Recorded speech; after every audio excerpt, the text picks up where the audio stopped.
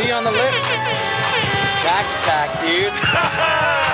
Bon voyage! Get that damn car off of the hill. Slide down them big hills. You know what I mean? On the big, nice burgundy snowboard. Okay, folks, welcome to the Bomb Hole. We got a great show today, and co-hosting, we got Sage Kotzenberg, a.k.a. Colonel Kotz, sitting to my right. What's happening, brother? Stoked to be in here. Kind of becoming a huge in here now. Oh, yeah. Love seeing that. We got Silk D on production. What's happening, Silk? Doing great. Happy to be here. Love that. And the man of the hour, the person we're going to be interviewing today is Yuki Kadono. What's happening, Yuki? Best day ever. So hyped you're in the booth. Drove down from Jackson this morning. Hell yeah. How was it? That was chill. I was watching YouTube.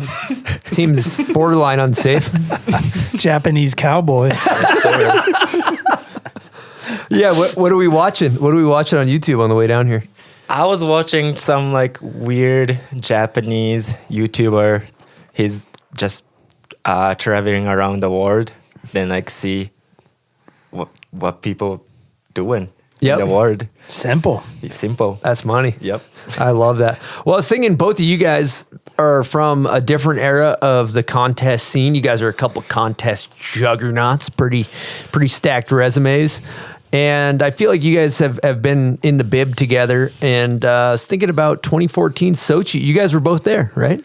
We were. What was that like for you fellas? Cold, icy, huge jumps. The rails were close together. Rails are The close slope together. course was facing east, so the morning practice was like sun in your eyes. You couldn't see anything. What was the roster of dogs you're competing against back then? Dude, it was McMo? it was a heavy. dog fight. Yeah, McMore for sure. Stale, Sven, you. Sebtooth, Torgeir, Toger, Sepp Smith. Torstein. He Oh, got hurt. Torstein got hurt yeah. in practice. Sean White. Sean White. Yeah, Sean White was supposed to be double threat that year. What happened? He He couldn't make it through rails, I guess. Couldn't make it past the rails? yeah. Went wrist injury. Yeah. Oh, Worked out for him that he won pipe, right? He got fourth in pipe that year. Oh, brutal. iPod won. Who got- oh, a Yumu I- second. Taku got third. Yeah. The Damn, other Japanese yeah. got third. One to forget for him. Dude. But he's got a couple other ones. Yeah. Yeah, I think he's doing all right. He's doing just fine. He's doing A-OK. Sean White Enterprise is doing fine. All right. Well, I want to know. I don't know much about your childhood, Yuki. I know you're from Japan. What did it look like when you found snowboarding? So snowboarding was my dad's hobby. So when my dad was younger, snowboarding was huge in Japan. Not huge like now, but like big in Japan, because we had such a big skiing culture back in the day. Then snowboarding just came in. Then my dad was like, dude, let's go snowboarding. Then I grew up, the place has no snow. So I was like, what does snowboarding mean? Like, what is snow? Like, just tell me what is that. Then dad was like, nope, I won't tell you anything. Just let's go. Then I got to that resort, has only man-made snow, no natty snow. It's just like full sheet of ice. Then I started snowboarding over there, but I liked it somehow. And I was like, dude, this is sick. Like even, I don't know, strap in, be on the chair, seeing like a lot of snow, even that wasn't snow, for me was like a great experience. Then I was like, damn, I want to go snowboard every day. Then my dad took me to the resort every single weekend after that. Damn. That was my childhood. Awesome. I heard you were a child prodigy. Is that true? What does that mean? That means like you were a phenom. You were a absolute certified weapon at a young age. Child juggernaut. You were just destroying all the kids your age, right? I mean, like, Yes, there's just a say no. Yes. Yes. But there's a no young kids back in the day. Oh, That was were- only myself Yep. doing slope style or hitting jumps. There's a lot of kids around, half pipes. but no one just hitting jumps or rails. Wow. What resort was that you grew up at?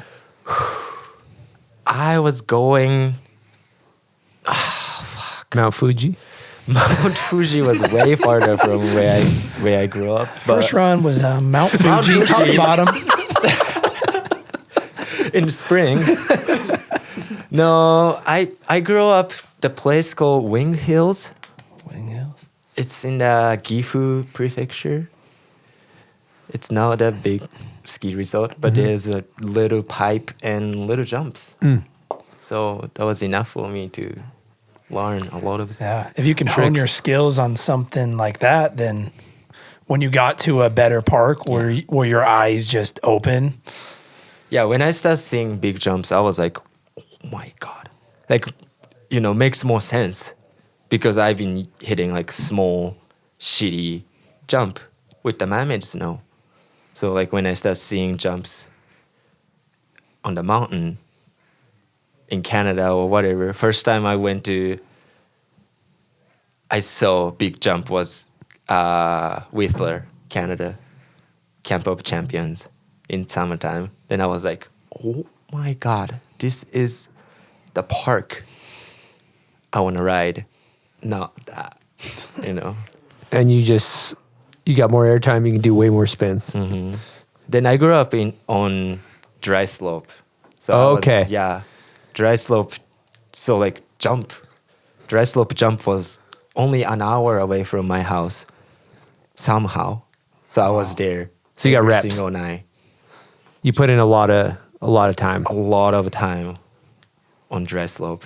I love it. We got a Patreon question for Buck90 Silk. Why don't you cue that up? Yeah, thanks to Buck90 and all the Patreon members for asking questions. Here's Buck's question. Which Japanese riders inspired you growing up, and who are some of your favorites currently? So I have a friend. His name is Keiji Okamoto. Then I love him. Then I grew up with him almost. He's like my big brother.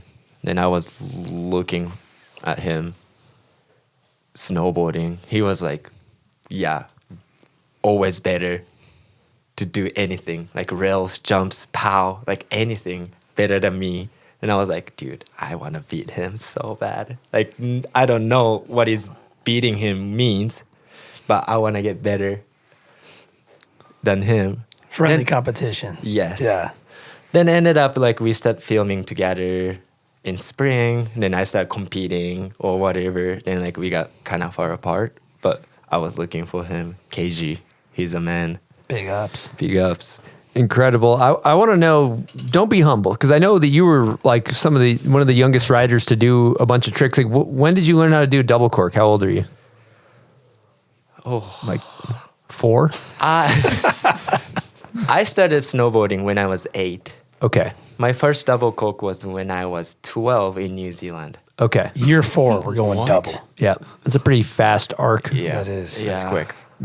Wow. Then first triple was 14. 15. And was that one of the first ones ever done? Nope. No, people Mark were doing was it. no. Tolstein was first. Mark was second. Then Ulrich did back 16. Then right after, like unofficial, I did it. Was it 14 or 16? 14 Yeah. Backside? backside. Then 16 was like that year at X Games practice, but I couldn't get in the contest because I was in alternate. But I did You did a back 16 backside 16 in practice. in the practice when you I were was 13, 14. Kid's a problem. Kid's a certified problem. Yeah. Then Torge was in it, I guess. Then he did it on the contest or something like that. I forgot. Yeah. Beast. Yeah, I pulled up a clip that was on Facebook or something. And what was it like? You were the first person. What was the trick you invented? Back 16 quad or something like that? The 19. Back 19 Back quad? 19. Yeah. Back 19 quad. Back 19 quad. Yeah. You were the first. I was the first when I was 17, Woo! 18. Nobody was doing 19s back then. No. No one and no, does 18s. Yeah, in quad. And the jump you did it on was I don't want to sit here and disrespect the builder at all. It was looking sketch. Gee, like full step down, right? big. Am I, Full am I step wrong down, on that? 43 degrees takeoff. The landing was flatter than that. The Then landing you gotta go 110 feet, Mando. is 110 feet. 110 feet, Mando. 43 degrees takeoff. How did you work up to that? Like, was it a session going on for a week or something? Yeah, or that was like a what- few days session before. Right. Then like we add or like we dig either way. Well, we add more angle, then didn't work for landings. So you weren't changing the landing, just straight up. I need more airtime. Yeah, I was goes just up looking more. for to do quadruple. You wanted to do that. I wanted that to week. do that quadruple that year. So like I was like somehow like please somehow work. Wow. And didn't work.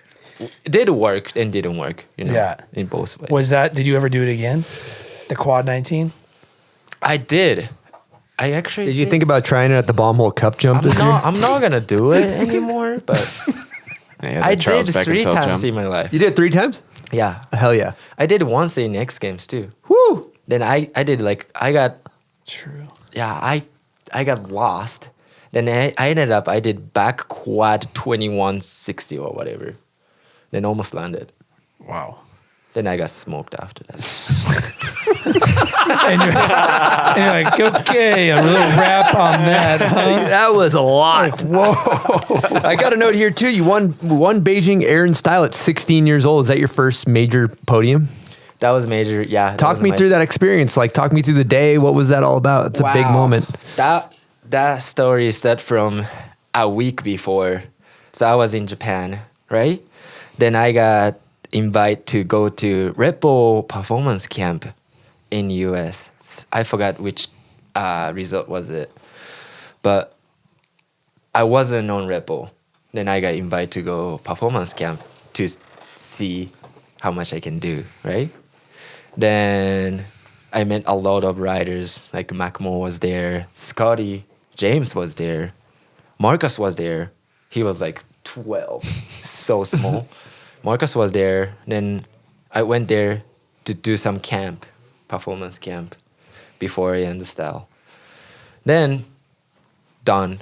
You know, I did great. I was just like practicing jump and trying to communicate with everyone with no English, no English. Like I didn't know any of it. So I was like, what the fuck is going on? I'm hungry. I can't even say anything. I want to go pee. I can't even say anything. What the fuck, right? I was kind of, I had a struggle time. But ended up, we all went to Beijing. We flew together.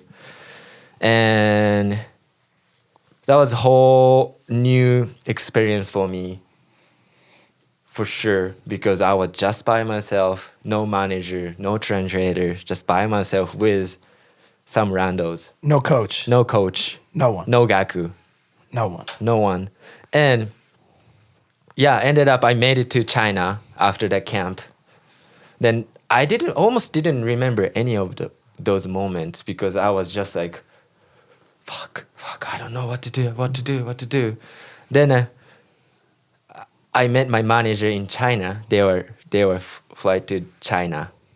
Then I met them in China. Then I was like trying to explain what's happening in US. Then checked in, had a dinner. I was like still like tripping. Like I don't know what I'm doing because that was my first biggest contest in my life too. Then I was like tripping, 15 years old, 16 years old, tripping. Then somehow I won. I don't have any memories, but I remember my semi-final. Someone got hurt. Then I didn't have anyone to against. Because it was head to head. Yeah. Head to head. Yeah. So I was like, oh damn, I got so lucky. That's all I remember. Anything else? You don't even remember finals, nothing. No. But you got that W. You got a trophy Triple. to show for I got it. triple.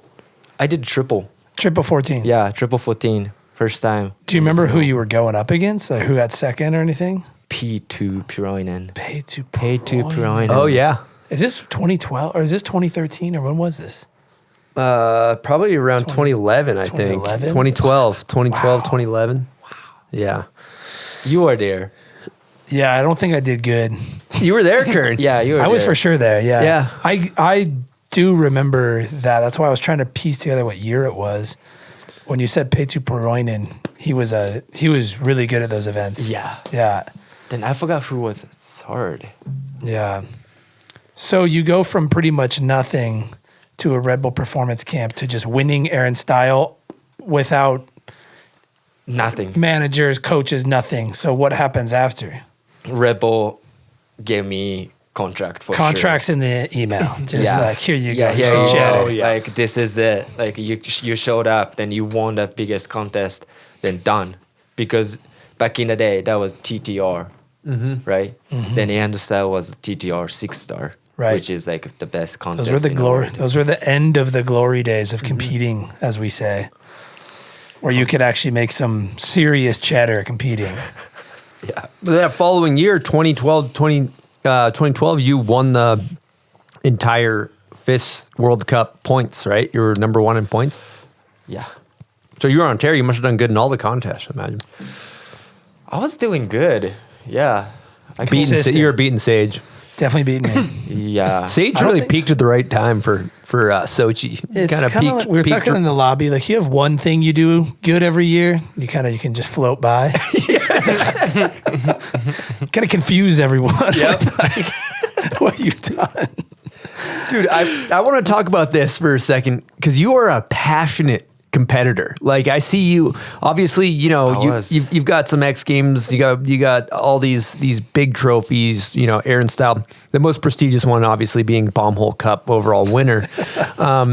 But when you won Bombhole Cup, like that was maybe the first time I seen you ride really in person, and you were attacking the course. Like you have like this like mode that you click into. And I just want to know, what's your mentality when you go into a contest? Are you just in kill mode? Like, I just want to freaking destroy? I don't know. I feel like that's the only time I can show who I am. Like, actually, I can show what I have as a, human, as a person. Because, I can't building. I can't do anything. I can't... I'm just a person who can snowboard. Then only time I can show who I am is that time. Then contest, doesn't matter contest or filming. I have a lot of motivate about both. But contest is easy way to show because people are watching. So that's why I like contest. Then I like pushing hard when people watching me.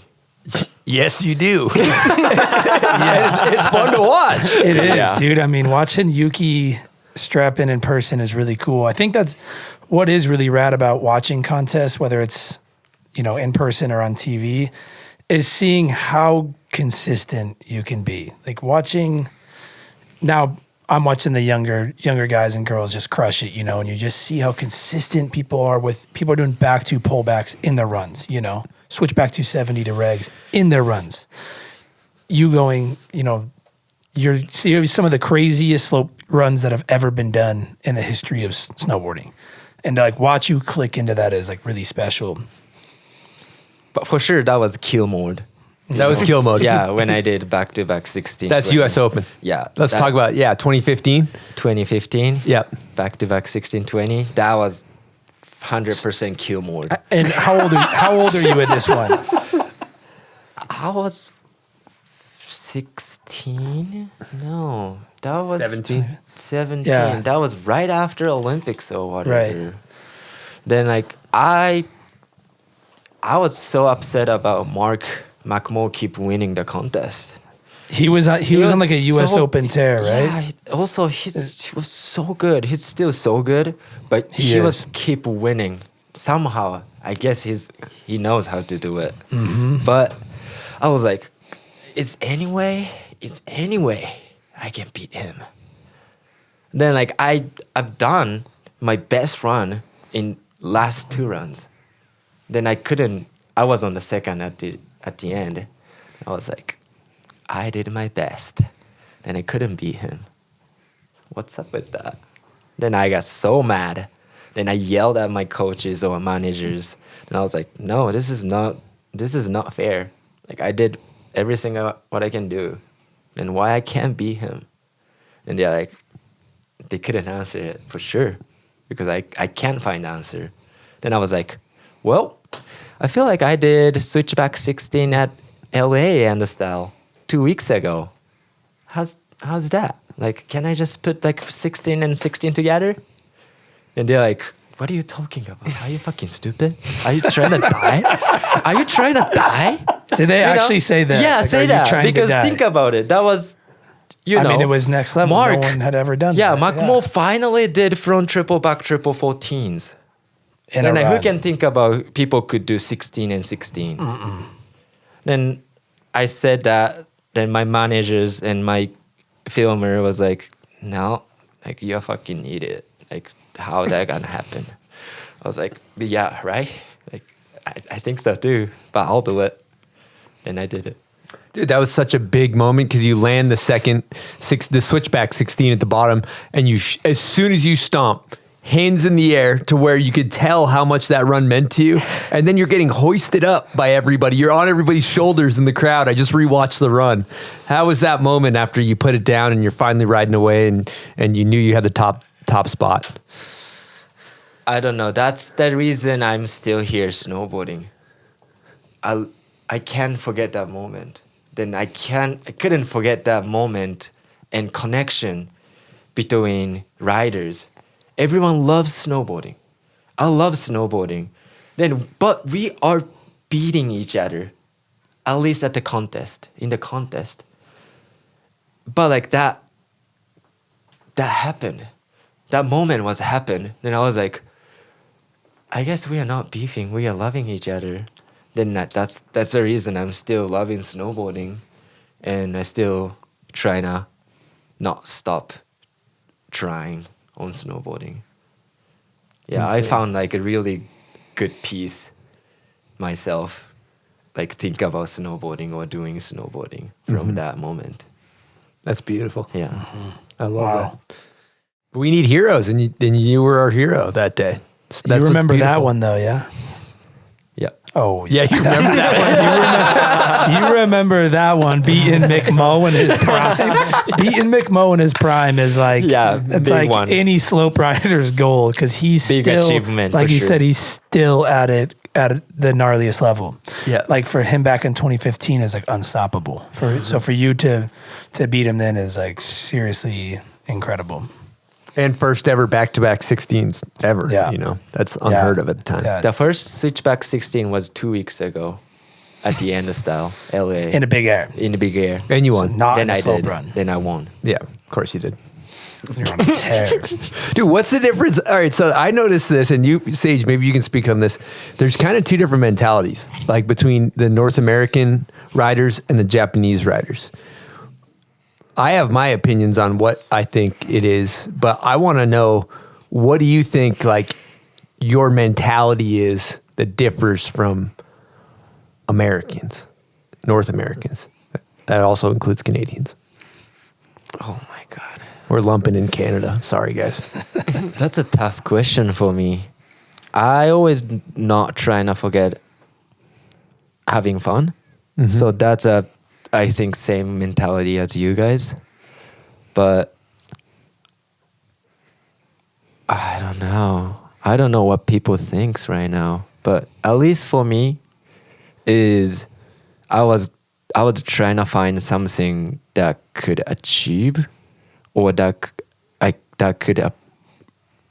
I don't know, show who I am as a person. It's really hard for me to explain this feel, but I always thought, I mean, still thinking, but I have the thing that I can only do. Huh? You're the only person that can do this Exactly, thing. yeah. You want to have the thing that's your own, that's yours. That's your flag in the ground. Yeah. That's your stamp. That's your way to express yourself is through your snowboard, is what you're saying.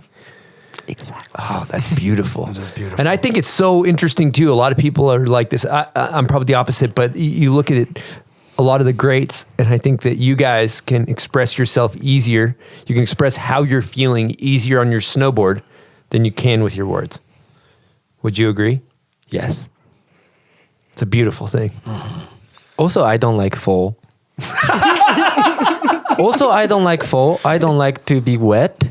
That's why I got better on snowboarding, because I don't want to fall. It's true. That is Like, so think about it. It's so true, right? So valid. When you're hitting 75 footers, like you don't want to fall. no, it's Yeah, but you just do Yeah. a back 3 all day and you don't fall, but you're doing back 16s. That's why I get good at it. Yeah. You still get better. You just get better on, so Yeah. you don't have to fall. yeah. It's really simple when you It is. And Yeah. you're we kinda make it breaking- too complicated. Yeah, we're Yeah. overcomplicating. I think I this. understand now. You just We don't gotta go- fall. You got to think Yeah. like Yuki. Just Yeah. don't. Falling kind of sucks. Landing feels a little bit better, Landing's right? better. So why don't you Dude, stop? it's Falling cold. sucks. Getting wet, sucks. If you don't fall, you're not gonna get wet. You can dry. Simple. Dry as a bone. What do you think about that, Silk? Yeah, that's good. I'm gonna start implementing that for Yeah. sure. Yep. No more falling. No more. No Yeah. more. No It's too more. cold. Easier said than done. What's the key to a back 16 asking for a friend? Back 16, you don't have to think about anything. Okay. Okay, yeah, simple. Yeah. So if I went off, didn't think about anything, just tried one, you think I'd do it? I mean, enough force, you'd get it around. Yeah. Yeah. I don't know how to teach back 16. Like, if you have back 10, Don't I have think that. I think you can do it.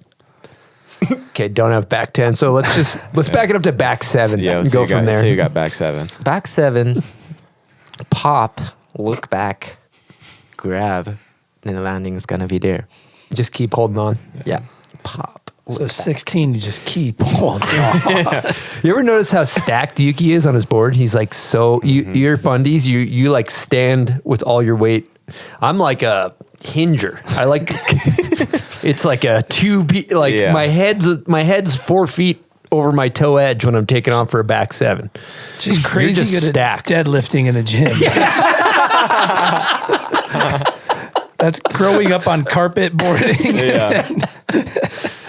Growing up on the East Coast, coming in, hinging at the waist on that back 270, scissor hands on the in run. That's it. Boom. Do you think about that, Yuki? When you snowboard, do you think about staying like over your snowboard, or is it just natural? It's you're just like I don't want to fall. So I'm To just add to gonna that, do you rock forward lean, or what do you want on your any binding tech or Dude, I start locking forward lean, just a back leg. back leg Oh no, forward lean? both, but one front, two back leg somehow. Why? I don't know. It's feel comfortable riding down Jackson Hole. Steep resort. Yes. Yeah, You I'm wanna stay- adjusting makes to sense, Jackson yeah. Hole. Yeah. Stay dry. Yeah. Stage ride. Yeah, going back to my question, do you think about staying stacked over the snowboard? No. Just natural. Natural connecting, like feel better strapping in, snowboarding somehow. Feel better than running, biking, climbing, hiking, whatever, swimming. Better than all of them. Better than all of them. That's a fact.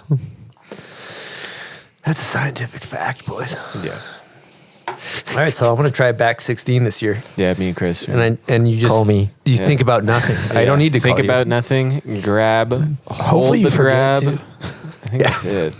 Hinge. Yeah. Hinge and forget. I feel like the Japanese riders are hungrier. I feel like you guys have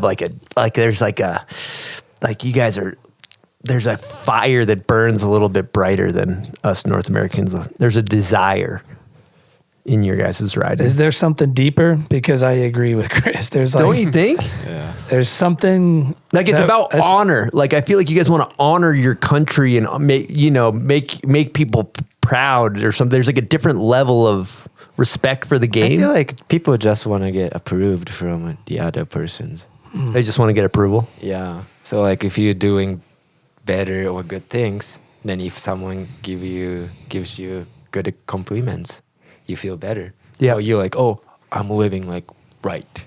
I'm be a right person right now. I think that's mentality. Yep. That mentality makes those guys better snowboarders. You know, because they don't want to get fucked up. All right, we gotta practice, then we gotta win. We gotta show we can do it. That way, like, they feel better to live. Yeah. Well, I mean, are. Japanese riders have been on the forefront of progression for so long. Yeah. You know, you almost always are mentioning a Japanese snowboarder, whether it's a half pipe or a slopestyle in the past, that has like changed the game kind of, or like done it from a, like you first triple cork at like 13 years old or whatever it was, you know, 14. It's like there's the mentality just seems very, from my angle, like intense. Like if you're going to do something, you have to do it 110% or you don't do it at all.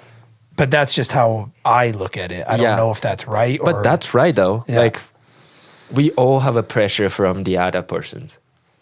If you start doing it, you gotta do it till done, right? That like pressure. till the job's done. Yeah. If you don't do it, you are lazy or like you're not good people. That pressure. It reflects on your character. for sure. Yep. Wow. Yeah, you guys are out there for the respect. Yeah. Could be done, or can you get it done, or could be just like whatever, fuck it. Then if you say fuck it, you're like, well, all right, you're that person. Couldn't make that happen. Yeah. And I'm like, okay, that sounds super strict. But that's like culture-wise, I guess. Real quick, I want to take a second to shout out Pacifico, the official beer of the pod and the beer for everyone who's adventuring and riding out there. It's become the beer for detouring off the expected path and making each day a new journey filled with new discoveries. And at the Bombhole, we feel that same mission. We want all of you to ride as many days as possible, take on something new, and share the stories with us. That's what it's all about. Pacifico is that crisp Mexican lager that embodies that get out there energy and always looks to make today better than yesterday. Find your own way with Pacifico. 21 plus, discover responsibly. Pacifico Clara beer, imported by Crown Imports, Chicago, Illinois. All right, Bombhole fam, I got some incredible news for you. We've teamed up with ShadyRays to bring you an exclusive offer. Oh yeah, Silk. And the right gear makes all the difference. That's where ShadyRays snow goggles come in. They've got the perfect goggles to get you on the mountain. Everything you need in one go without the hassle. I got a question, Silk. Yep. What if you want to customize your ShadyRays goggles? That's a great question. I'm glad you asked. They got you covered there too. From lens swap options to strap options, you can build your own setup to ride exactly how you want to ride. What if you don't like the fit of your goggles or you kind of ding them up a little bit? That's a very reasonable worry. A lot of stuff happens out there. They got you covered with broken protection, free 30-day returns, make it easy to swap them out or just send them back. So gear up with premium goggles built for the mountain with the style and protection you need at a price that keeps it all within reach. Yep. So we've teamed up with ShadyRays to bring you an exclusive offer, Silk. What is that offer? Yeah, you can head on over to ShadyRays.com and use promo code BOMBHOLE, and you're going to get a whopping 30% off any snow goggles or polarized sunglasses. Be confident anywhere under the sun with ShadyRays, the eyewear that has your back. Makes sense. Well, when I look at the history of your career, there's this interesting gap where you win the U.S. Open, and you've just been on an absolute tear for a long time, and then I don't know exactly what happened, but I know something happened in your career that kind of changed things. Do you care to share that story?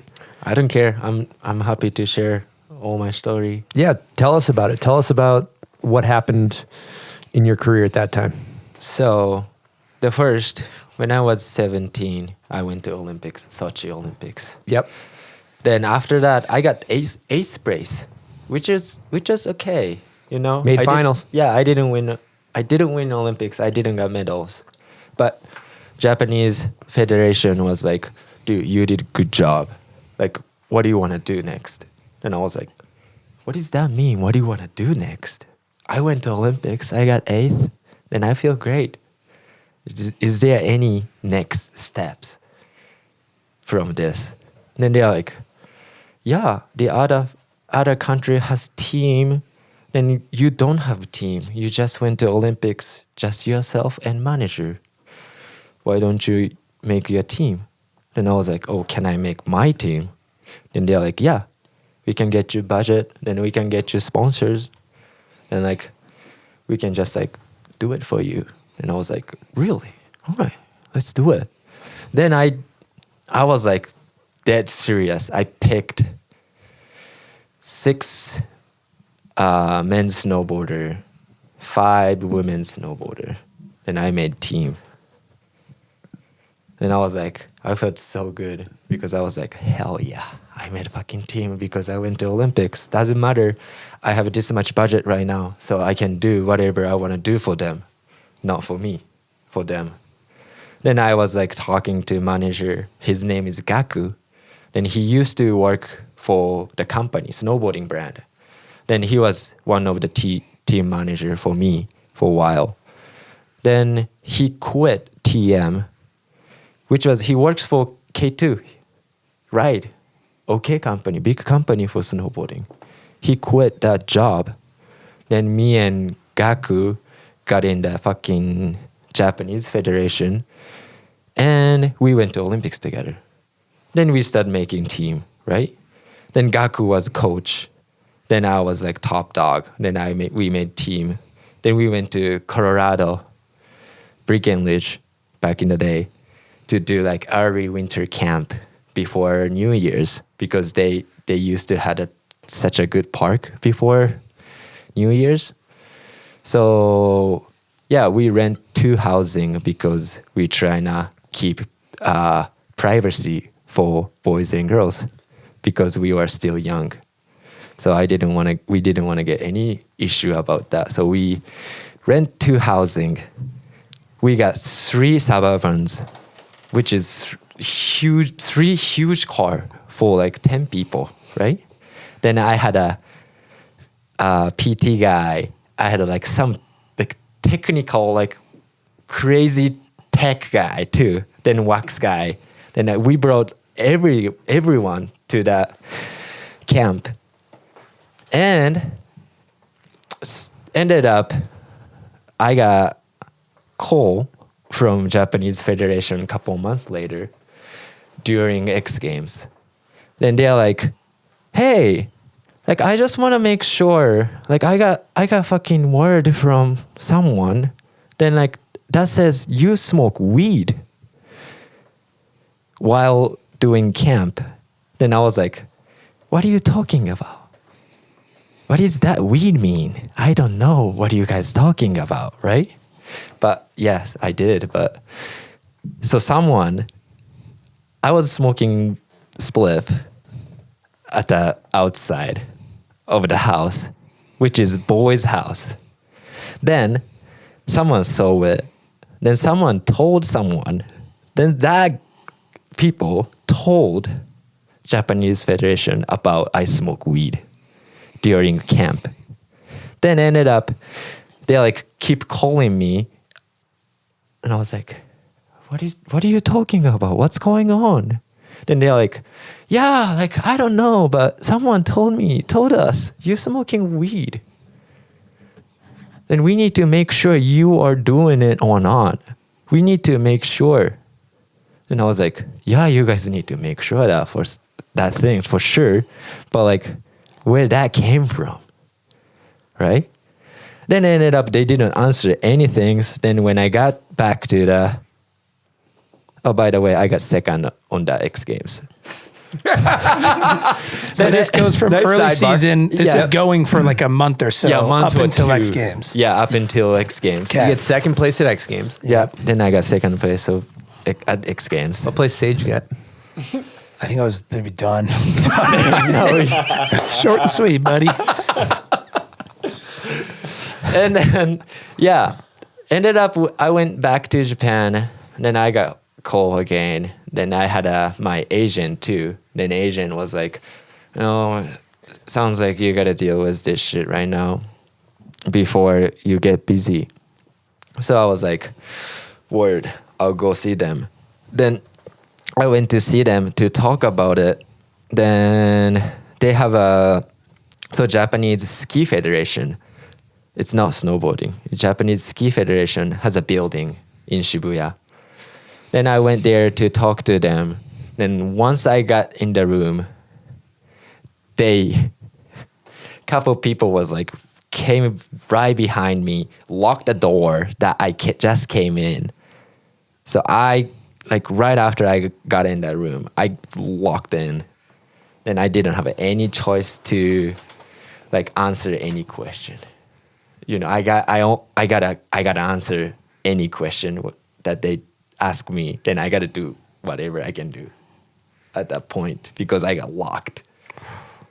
Then they told me, if you didn't smoke, you gotta approve. Can I give me a hair? Then I was like, hair? I can give my piss, but I can't give my hair to just test the THC.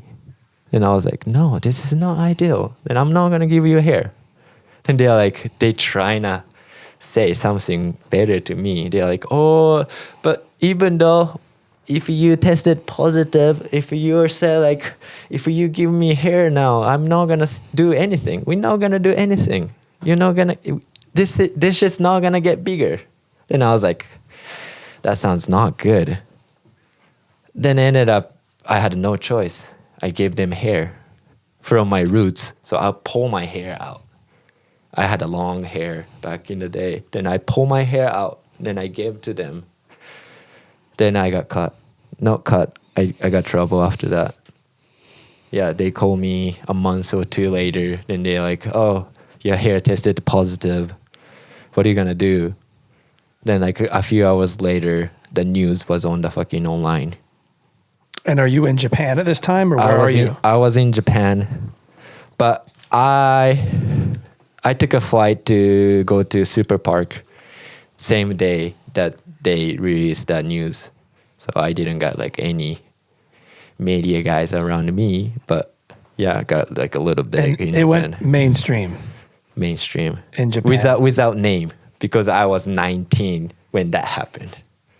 So like they didn't say my like actual name, but Would it say Japanese national snowboarder test positive for weed, basically? Yeah, basically. That person went to Olympics and now is overage, but when that happened wasn't overage. So that was only one person. That's me. Mm-hmm. So like how they released the news was like, oh yeah, that's Yuki. It's Yuki. They didn't say your name, but people put it together that it was you. Yeah. So what happens after that? The whole country knows you smoked weed, which is a big deal in Japan, unlike America. Yeah, that was a big deal for sure. Like most of close friends or close people didn't care because, you know, I didn't change because of weed, you know? Right. Nothing changed. So like they are like, all right, like we got to think about what we can do from now as a pro snowboarder, because once in Japan, once you get trouble, it's really hard to get back in the mix. It's Once like you're out, you're kind of out. Yeah, even though like I didn't get cut, people treat me like I got cut. Yeah, I am butt person, right? Yeah. So I was like kind of dealing with that. But at the same time, I really wanted to go back to Olympics to win that contest. So I was like, well, gotta find a way to go back to team and do same shit again. Then they asked me to do rehab-ish program. And are you still on the team at this point or no? No. They kicked off team. Yeah, kicked off team. They stopped my license to do fist contest. Really? So Wow. if you want to do fist contest, you need license from government. And they to do revoked it. you. They stopped my license. So I couldn't do any fist contest for a while. Then I was like, whatever. I still have X Games, US Open, and style every the other contest. So I personally didn't care much, but the people around me, people who supporting me in Japan, was like looking for Olympics for sure. They were looking for Olympics. Then I was looking for Olympics too. So I was like, well, once I said I'm gonna win Olympics, I gotta go back. I gotta do that shit. I can't just like lie to myself. Then I went back to talk to them about that comeback program. Then rehab comeback program. Then they told me like what I'm gonna do for a year or for half a year, right? Then I did it half a year. Like, for example, like go to English school, go see your parents, do a volunteer, like volunteer, is that what you said? Volunteer, yeah. Yep. Do Then some volunteer. community service. Community Yeah, service. community service. Yep. Then do lesson for kids Yep. at the airbag dry slope place. Then my week schedule was like set for a half a year. Just then doing I all have to write journal. Yep. I have to write journal every night. Then I have to send them every single week. So you're basically on probation, is what we call that. Were they essentially. drug testing you during this process too? No, No? Okay. no drug test while doing it. Yeah. Then they didn't drug test me after either. Then like after half a year, I did it. Then they said like, basically they said, oh, you didn't do anything. You just did whatever we told you. But that reason we did that rehab program was that because I was the person have something that I want to do, then I don't like to be like on the schedule or like with the everyone. So like they try to put me in that, like a little Japanese mix. Then I did everything what they told me. Then they're like, oh no, you didn't do anything. You didn't think anything. Then I was like, what the fuck? Then what I'm gonna do? What should I do? Then they extended a half more year. And I was like, cool, I'll do it still, because I want to go back. Then I did a half a year. Then I was like kind of trying to figure out what they want. So I was doing like extra shit to get approved from them. Then after a year, before winter, and I was like, how's this work right now? Like I did this like a whole year. I missed one New Zealand trip. I couldn't do this World Cups. Then what's up? Like what are you guys thinking right now? And they answered like same exact things like a half a year before. Then I was like, is this something like gonna change? Like, am I doing something wrong? Or like, is this things has a future? I didn't see any future, like a bright future, if I kept doing it. Then I was like, no, I can't keep doing it because I couldn't get out from the country. I was on the time schedule, whole week. So I couldn't do anything that what I want to do or anywhere. I couldn't go anywhere I want to go. So I was like, this is not fun. Then I waste my year. Their answer was like, nope, nothing changed. There was nothing you were going to do that was going to change their mind that you were going to come back and be like eligible to compete. No, I couldn't, I don't know.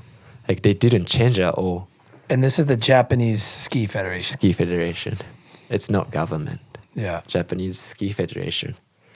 So and what also, I didn't see the test paper.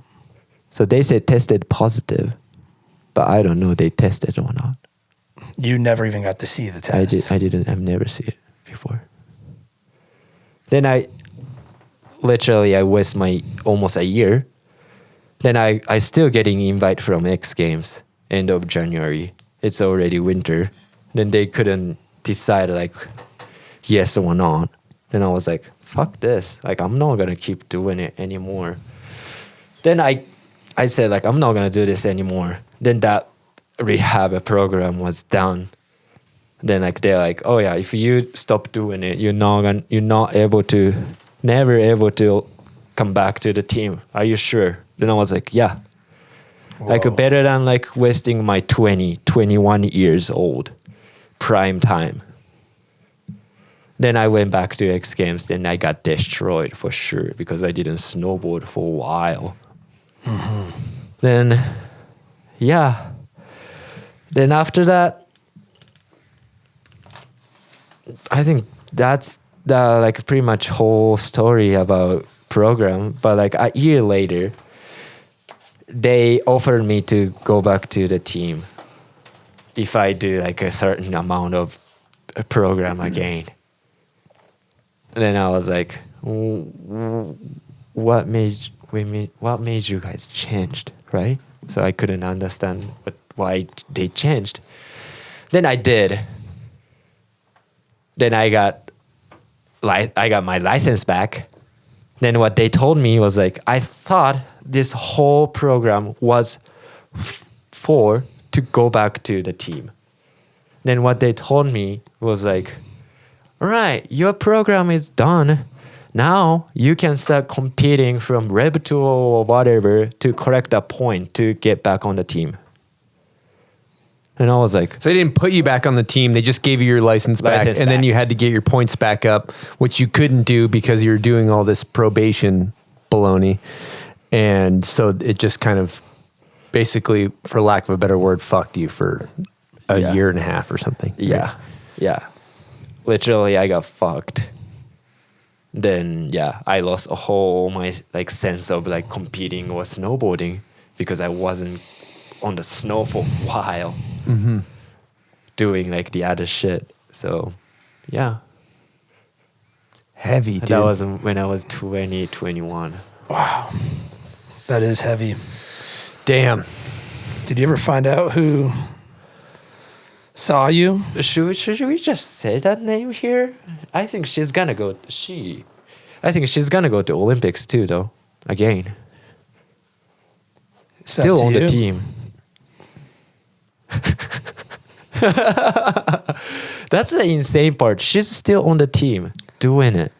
Did this person like have it out for you before or anything, or did you guys like butt heads with like you said you were kind of top dog, right? Did anyone so me and her bummed on that or so me and her was like literally sisters, brother and sisters. So like when I started competing international, like she came like a year or two after that because she is like 3 years younger than me. But she was on the Barton back in the day. So like she had like more ability to get in US Open or those big contests. Then me and her parents was doing good too. So like we all together just like hanging Japanese crew, you know? Always since like we were younger. Then she was always following me to check the speed, or she always asked me about everything, and I always answered it. I always like be kind for her to them. Then, so actually I still don't know why like this shit happened. I actually still don't know. Like I just think about it, but I still don't get it. Don't get why this happened, because I was like, me and her was like brother, sister, like together all the time. I was like, whatever, like just, follow me. Like I'll tell you anything. Then I always carry hardboard and do all that shit. Then one training camp in Colorado made change. Damn. But I guess she doesn't like to see someone bossing around. I guess I was kind of bossing around because I made team. I went to Olympics. I'm winning this contest. When I was 18, 19, for sure, I was bossing around. Big dog on campus. Exactly. Kadono. Kadonsky. Donald cruising around, dropping back 16, switchback 16. So that was dark double snitches over there. Yeah. You know, because Did she it- wasn't there. She didn't see anything. Yeah, but for somebody who wants to be in the Olympics and wants to be, your goal is to win the Olympics. You just went, you're winning X Games, you're doing all these events and you're doing great and you're at the top of the game. You're one of the best snowboarders in the world. And to have your own ski federation revoke your ability to compete, essentially bury your own dream to go back to the Olympics because somebody snitched is pretty fucked up, actually. Yeah. And it's devastating for your career path, right? Like, how did that affect your career? Oh my God. Like sponsors too. Sponsors. The huge part was like, I was prime. Definitely. I was like going up. Yeah, you But then I had like more potential to going up. Then like that stopped. Then like went down. So that was biggest things for me, at least. But then if you fast forward in time, you have that 2015 US Open that you win. And then all of this happens. You get your license revoked. You have to do probation. But then back, I think it was right around when COVID happened. I think 2020 was the next US Open that you came back for. And you shut it down, dude. No, you got to walk us through that from going from being at literally the top of the game, going toe-to-toe with McMo, winning all these events, to going to what would probably be, I don't know, your rock bottom of, probation, like Chris just said. And how did you come back? Like, that mental must have been gnarly to come back. And how did you get to that mentality of going into that US Open? Like, what were you going through? I was going through, a lot of shit. Because, I was definitely struggling about like come back, like where I'm at, or like I didn't feel comfortable being in contest anymore after that happened. Because I felt like a little behind. That little behind feeling fuck you up because, you always need to be, I'm going to fuck you guys up. Like, I'm the best. It's day in, day out, that mentality, right? Then I was like being that probation and doing like normal stuff, normal life. Then that, those mentality was like gone. I didn't like have any like against feeling doing that probation time. So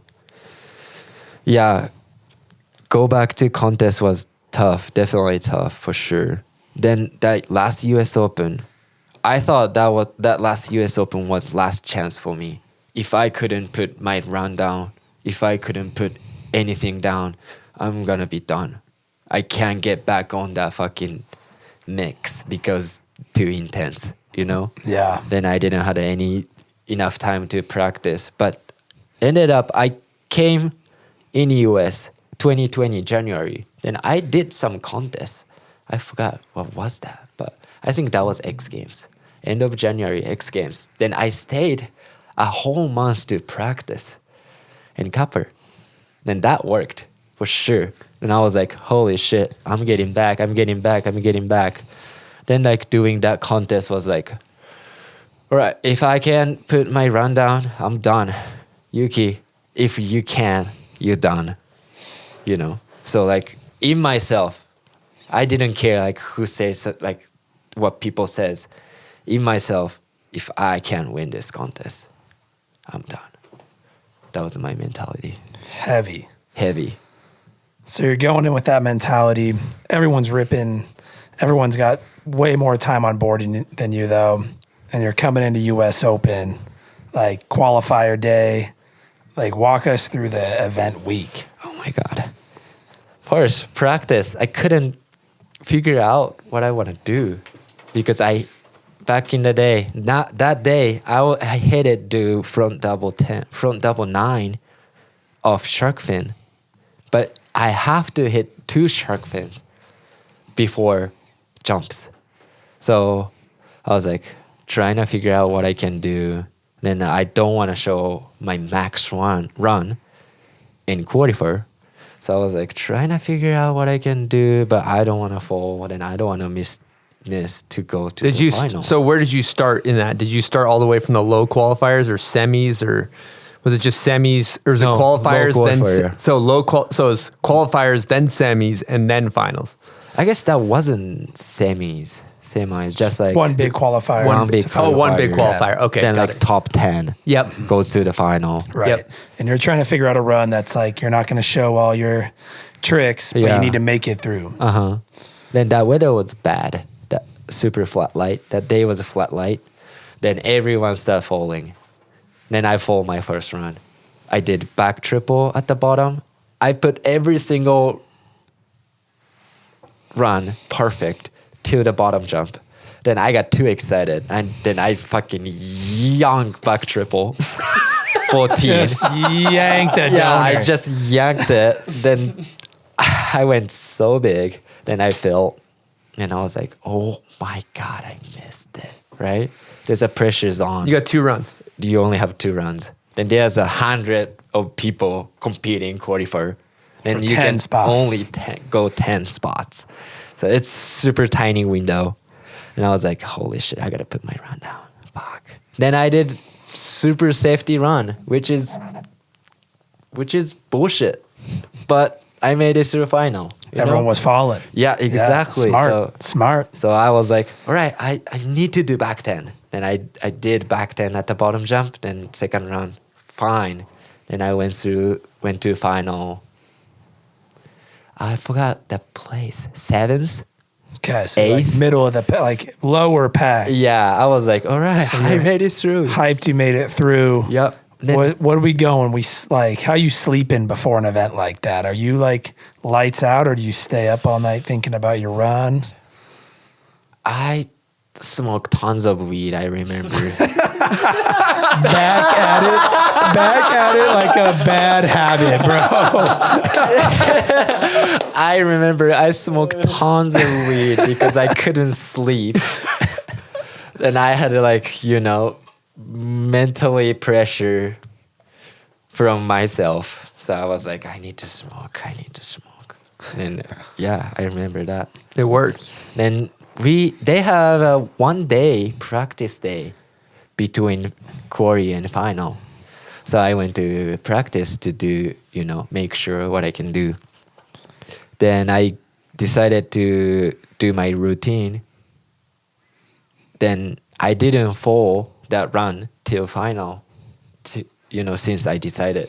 So like over 10 runs, Just landing. my winning run, that run, I didn't fall. You landed 10 of them in a row. Yeah. Holy. I didn't miss that. Like if I pull up that practice day run clips, it's insane. Like how consistent I was putting that run down. So I got kind of scared if judges didn't give me much points because I was like, You had that one run. Who are you here with? Who are you at the U.S. Open? You got no coaches. You're not in the U.S. Gaku. You're with Gaku. I was with the Gaku. The dog. Yeah, my dog. So we're still rocking with Gaku. yeah, we are. Yeah, Yes. I'm still walking with Gaku. I'm a Gaku guy. I'm glad to hear. I'm glad to hear we're on Team Gaku. Gaku Yeah. truther. Gaku. Yeah, we're Gaku truthers. Oh yeah. Yeah. So you and Gaku, kind of like full circle moment, right? Because Yeah. you went to Sochi with just him, right? Yeah, just him. And then you find yourself 6 years later, you've been dragged through the mud, and it's you and him again. Yeah. Then also he got fired from national team together. With you. You guys With me. both did. Yeah. So I you was guys have like, been through everything. Gaku, you should lie. That like I did it by myself. You didn't like see anything. That way, like you can protect your position. Then he's like, no, I'm not gonna say that shit. Like he was like, yeah, 10 I toes saw down. that. What's wrong? He smoked weed. What's wrong? That Gaku did that. Then I was like, bro, respect. Gaku. doing with that? Let's dig up maybe we got an air horn for Gaku. See if we can find one. Please. Yeah, Gaku. Yes, Gaku. Yep. You think he's gonna listen to this? Oh, he will for sure. Sick. Nice. Incredible. So you still didn't talk about when you actually put the rundown in finals. Was it first run, second run, 3-run final? 3-run final? 3-round final. I put 3 out of 3. Whew. I put 2 out of 2. Then I did winning run, which was my first winning run in my life.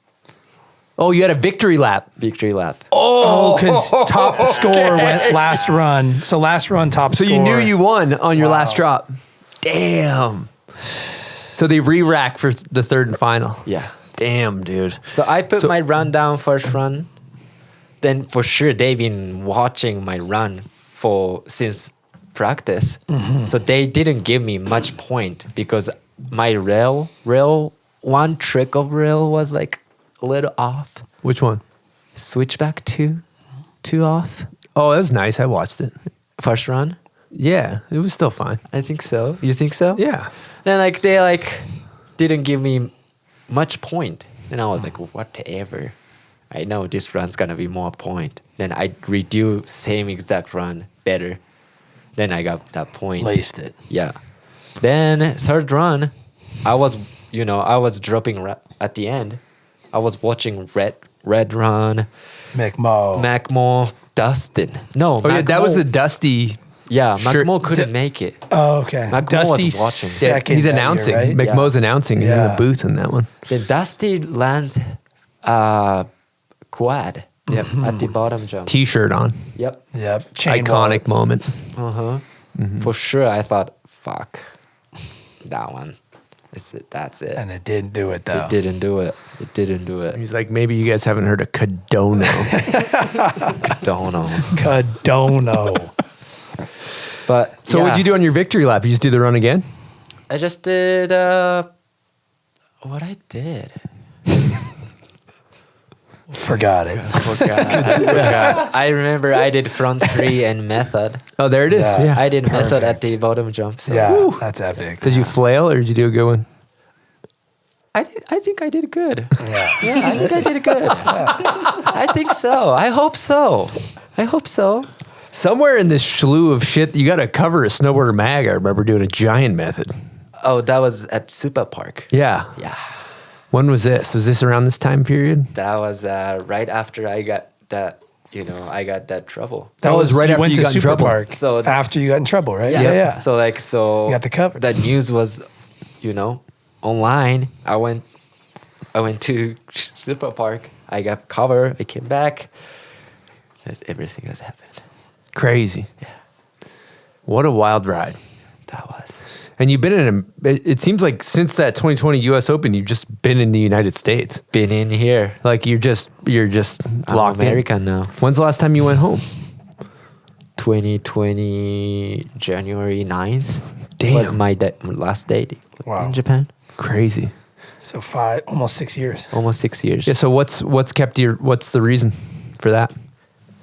At least I don't have to feel pressure or eyes that I have to be this person. No one's judging you.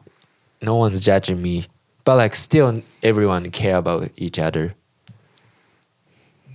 I think that's a reason.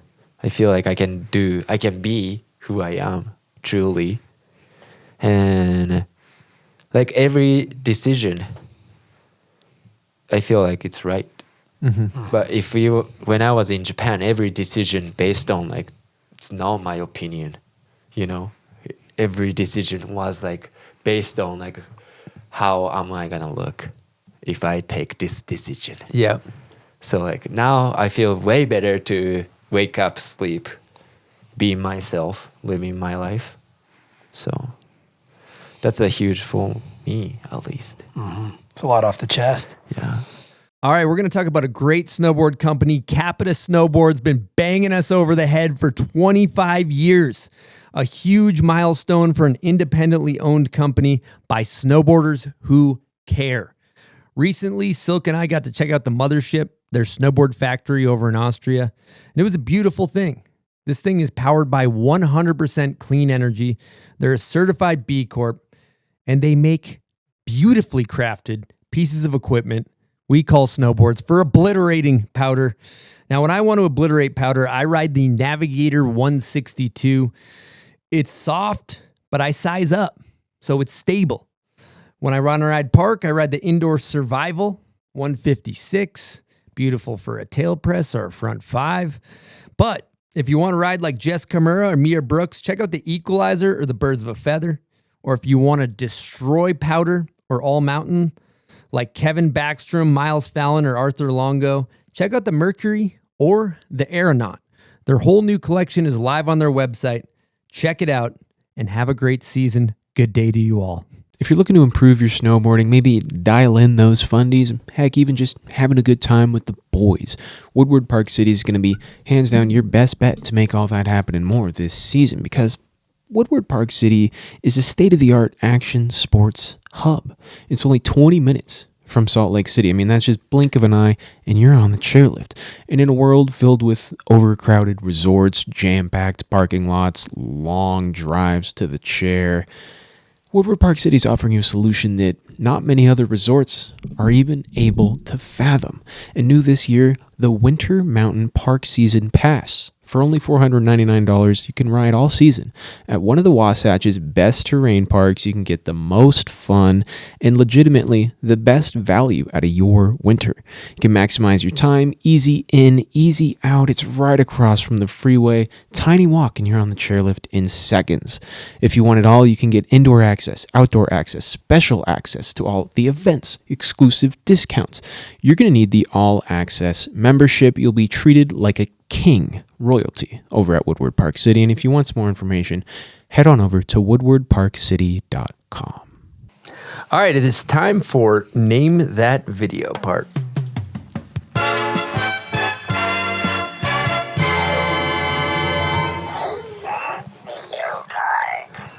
How you feeling about Name That Video part? Feeling not great about it. I feel kind of embarrassing right now. Yeah, you don't think you're going to get it? I don't think so. I'm going to say that. Confidence, before. 0 through 10. 0.2. 0.2? I got to make a new graphic for that one. That's pretty low. Yeah. All right, here we go. Good luck.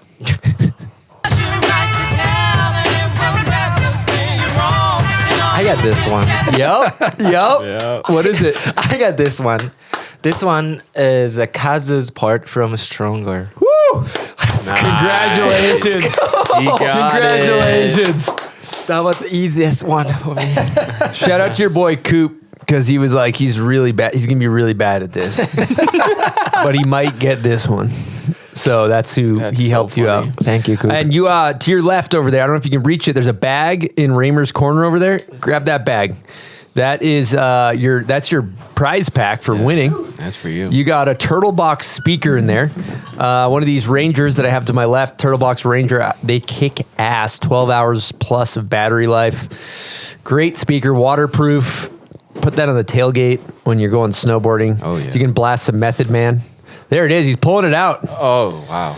And you won. And you also have a sticker that says, I won Name That Video part. And all I got was this stupid sticker. So congratulations. You won Name That Video part. And our second Name That Video part is for the listeners.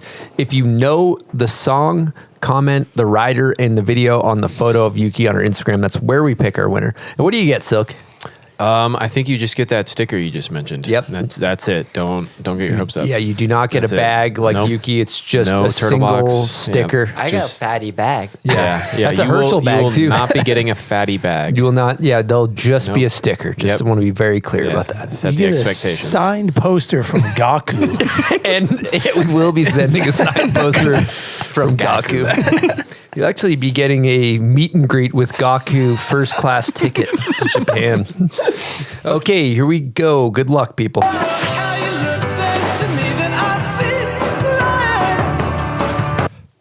You don't know that. I'm stumped on that one, actually. He's looking bewildered. It's a great one. Yeah. Thank you guys for playing. Name That Video part.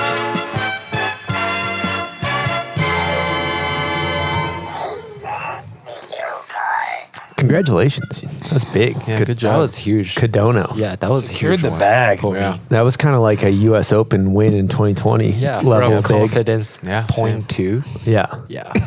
That's a Stella got her groove back situation. Hell yeah. That's what that is. All right, what do we got for Patreon questions, Silk? Yeah, let's run through them. We got a handful here. Let's hit this one from Nathan Pascal. What motivates you? Ooh, Yeah, big question. Big one. That's a question. big one.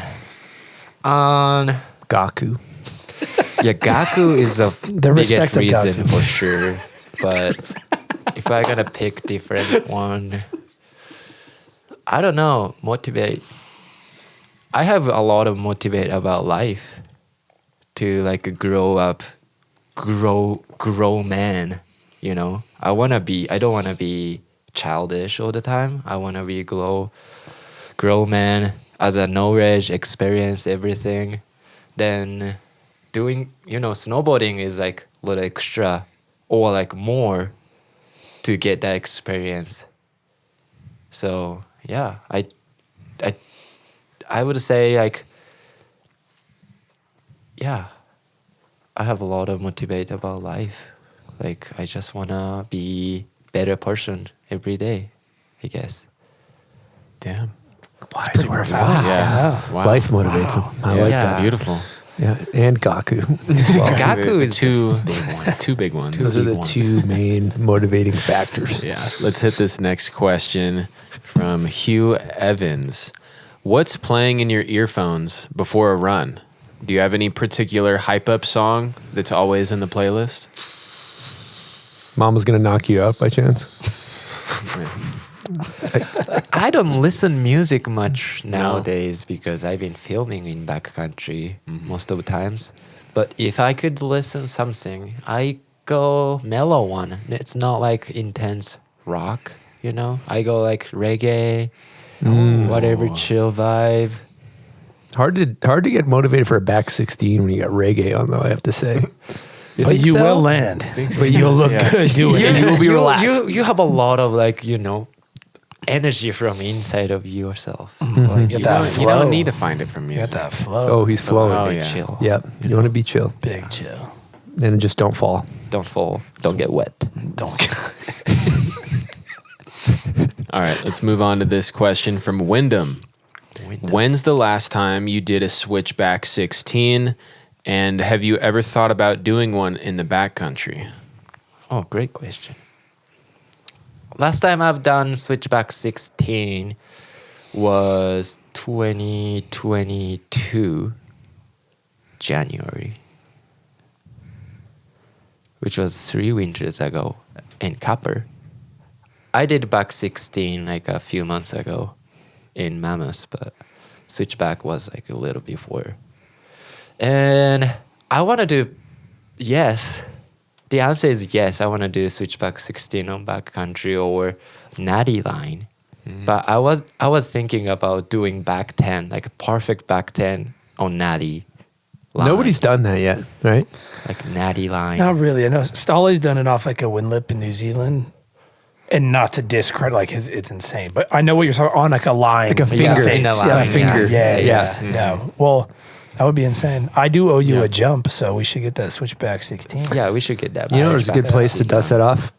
King and Queens of Corbett's. Switchback 16. Switchback 16. It's nice because you spin left towards that towards the rock. wall. Yeah. That'd be good. Kind of It's a go good like way. little Hans Midnick, just like maybe you stomp or I don't know, you go. What do you think it's switchback one? I'm actually thinking switchback 16 off of this. I think I might go US. I think I might do my US Open run. Corbett's. That would be crazy. Yeah. What were you? I know you guys built Pyramid last year. And did. it was like, it wasn't meant to be for a good reason, but what trick did you have in mind out of curiosity, Yuki?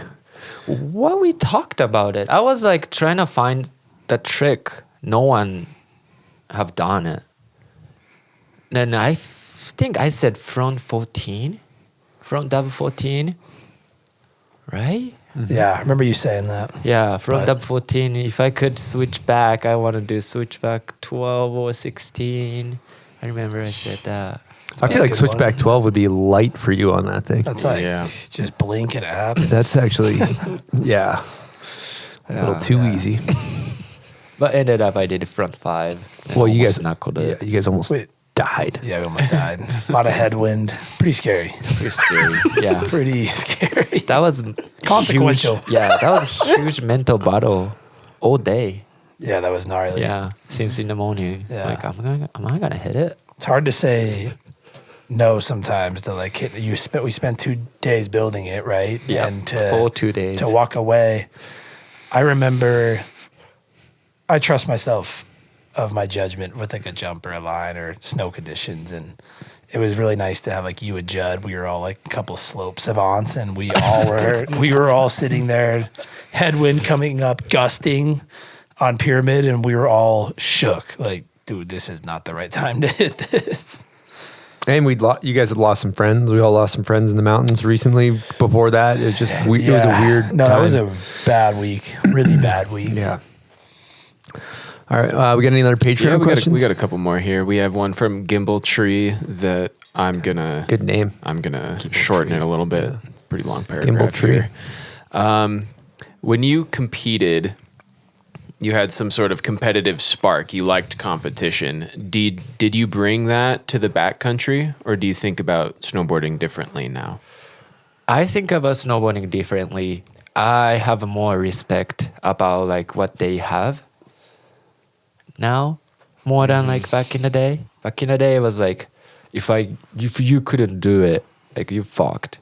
You know, I have that mentality, little like, you know, sharp edge mentality. I'm like, I'm the best. If you can do back quad 19, you're dumb.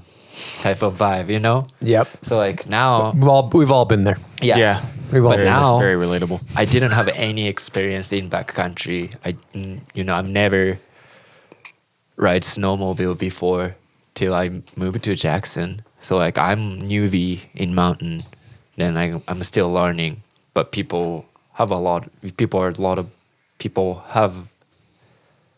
shows their respect about what I can do.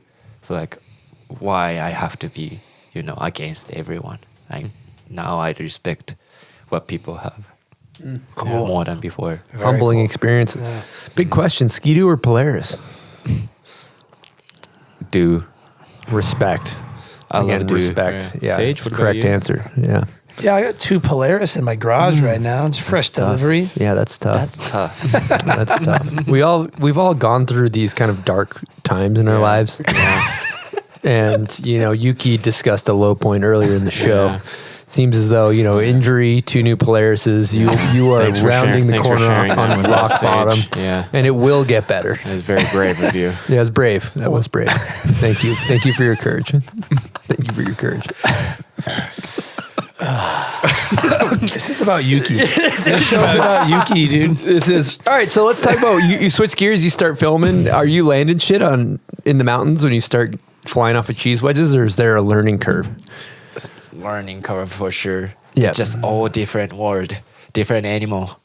Yeah. I can't land anything. I'm trying to, but I always like to stomp. But if you try to stomp, never work. Pal, you want to be light on your feet. But I'm so bad at it. I like to stomp. All right, we're going to get into our first guest question of the show. The guest question's from Cooper Branham, your boy. And it's presented by Hippies, which we hammer here at the office. They're chickpea puffs. I love the blazing hot. You're hungry. You're pounding keyboard. You need to refresh.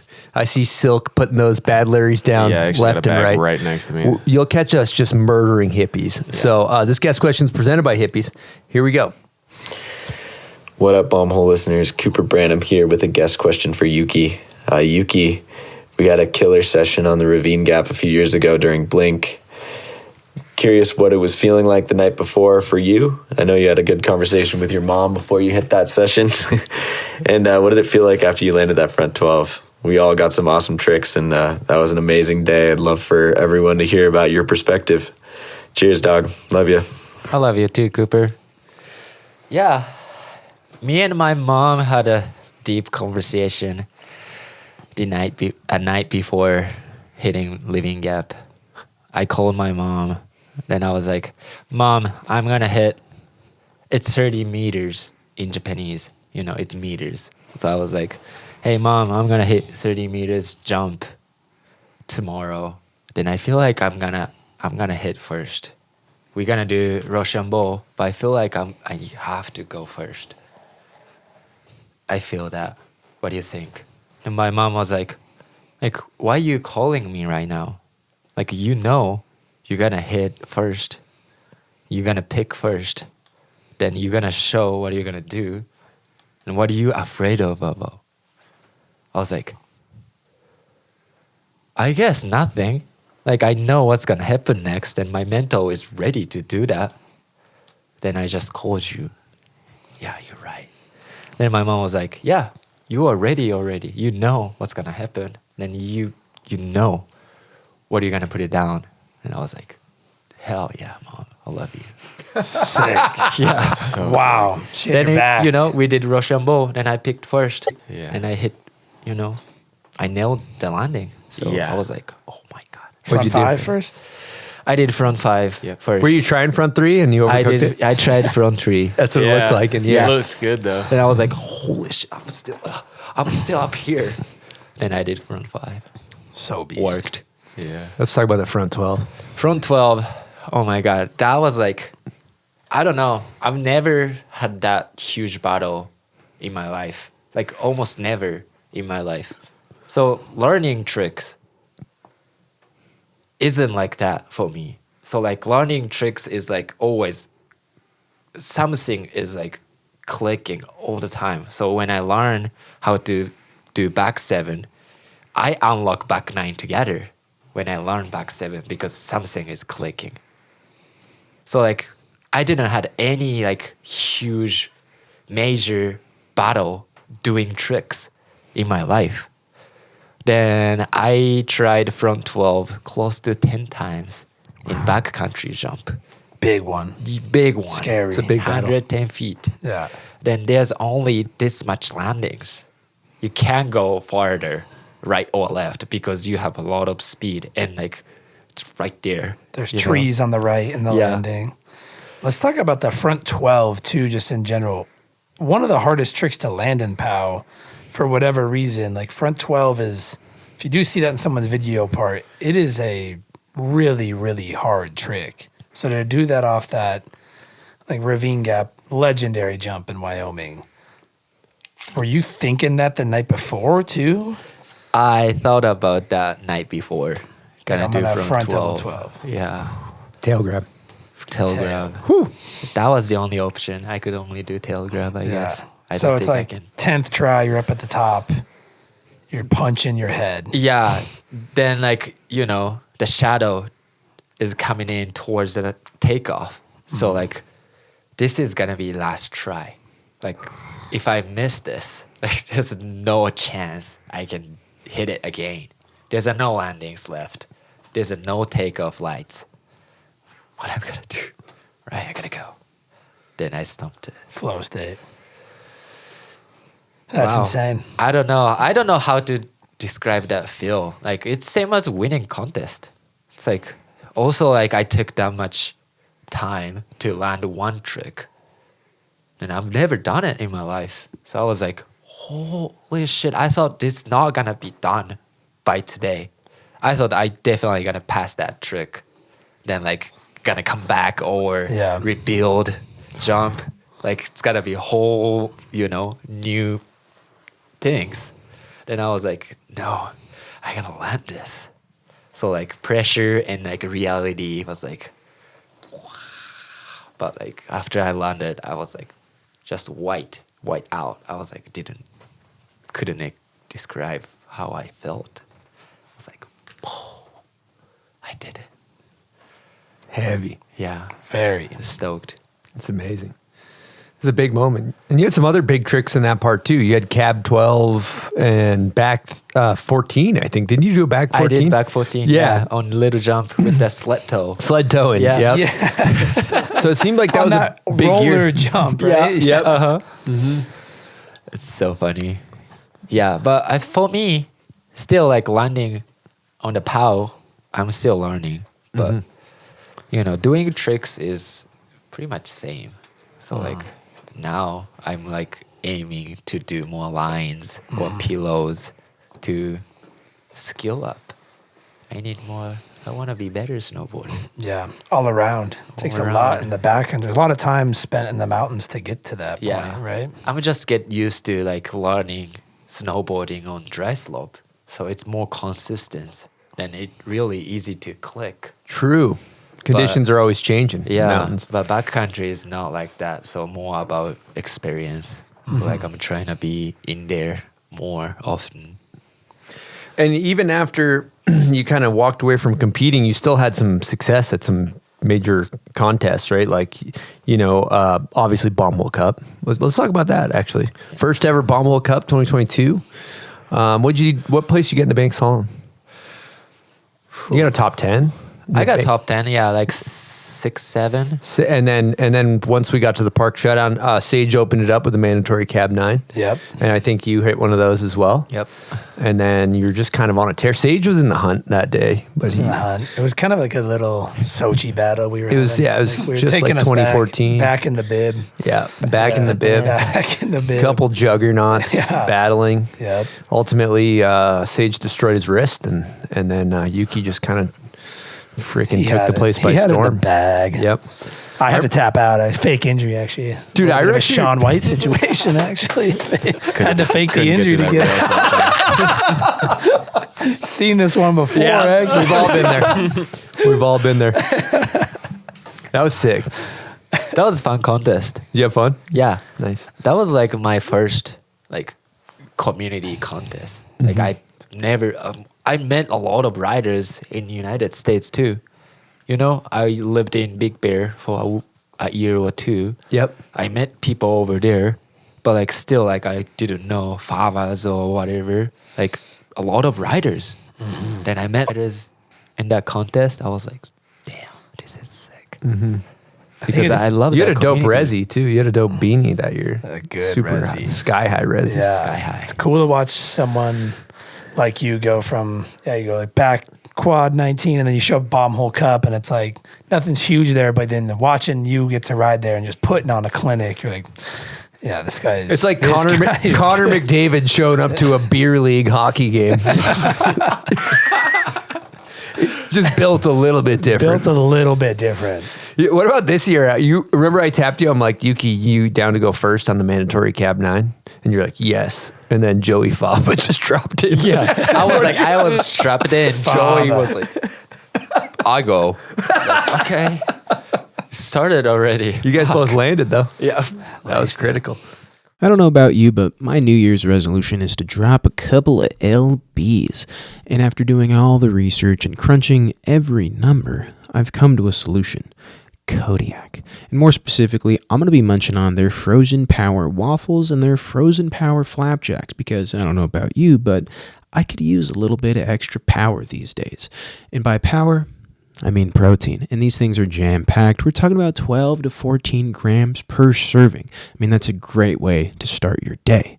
They're a good source of fiber. They're crafted with 100% whole grains. You just heat them up and eat.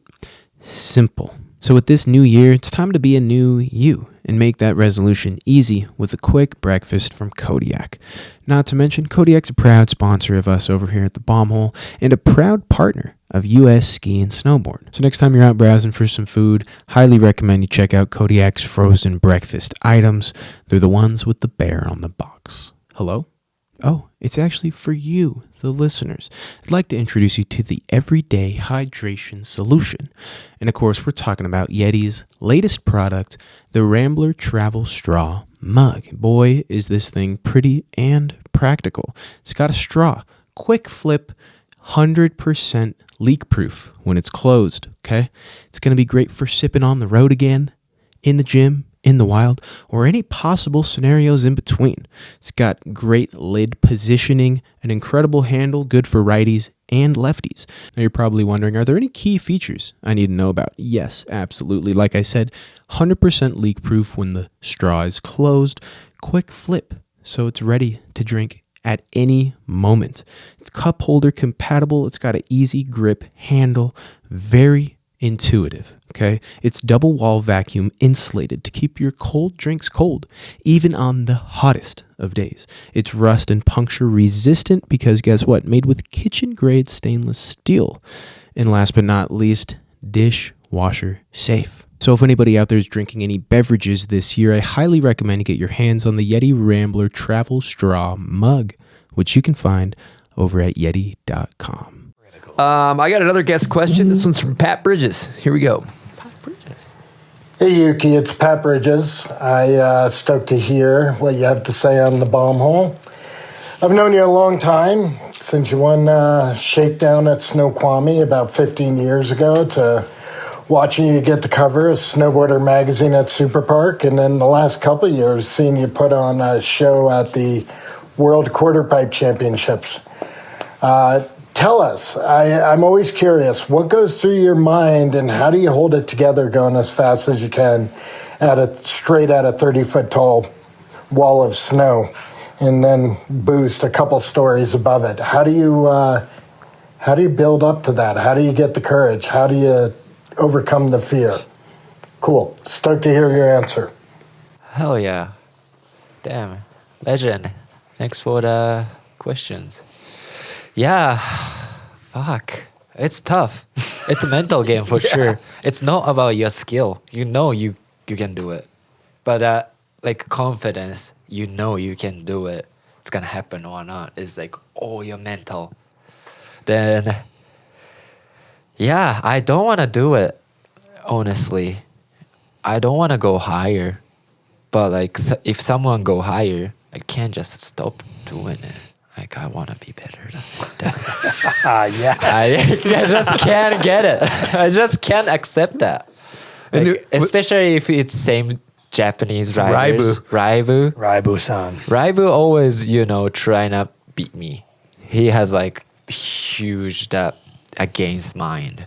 Then like, for example, this year's World Quarter, me and Raibu didn't have any conversation. I didn't want to say that, but like, I'm going to say that. So me and Raibu didn't have any conversation that day. Like, zero conversation. Yeah, he ignored me. Sorry, Raibu, but you did. And yeah, I showed up, me and Dylan and Hannah drove from Jackson after the monster shoot. We, us three drove together. Then we showed up. Then we did like registrations. Then I saw Raibu. Then I was like, yo, Raibu, what's up? Like, long time no see in Japanese. Then he's like, oh. Didn't say any words.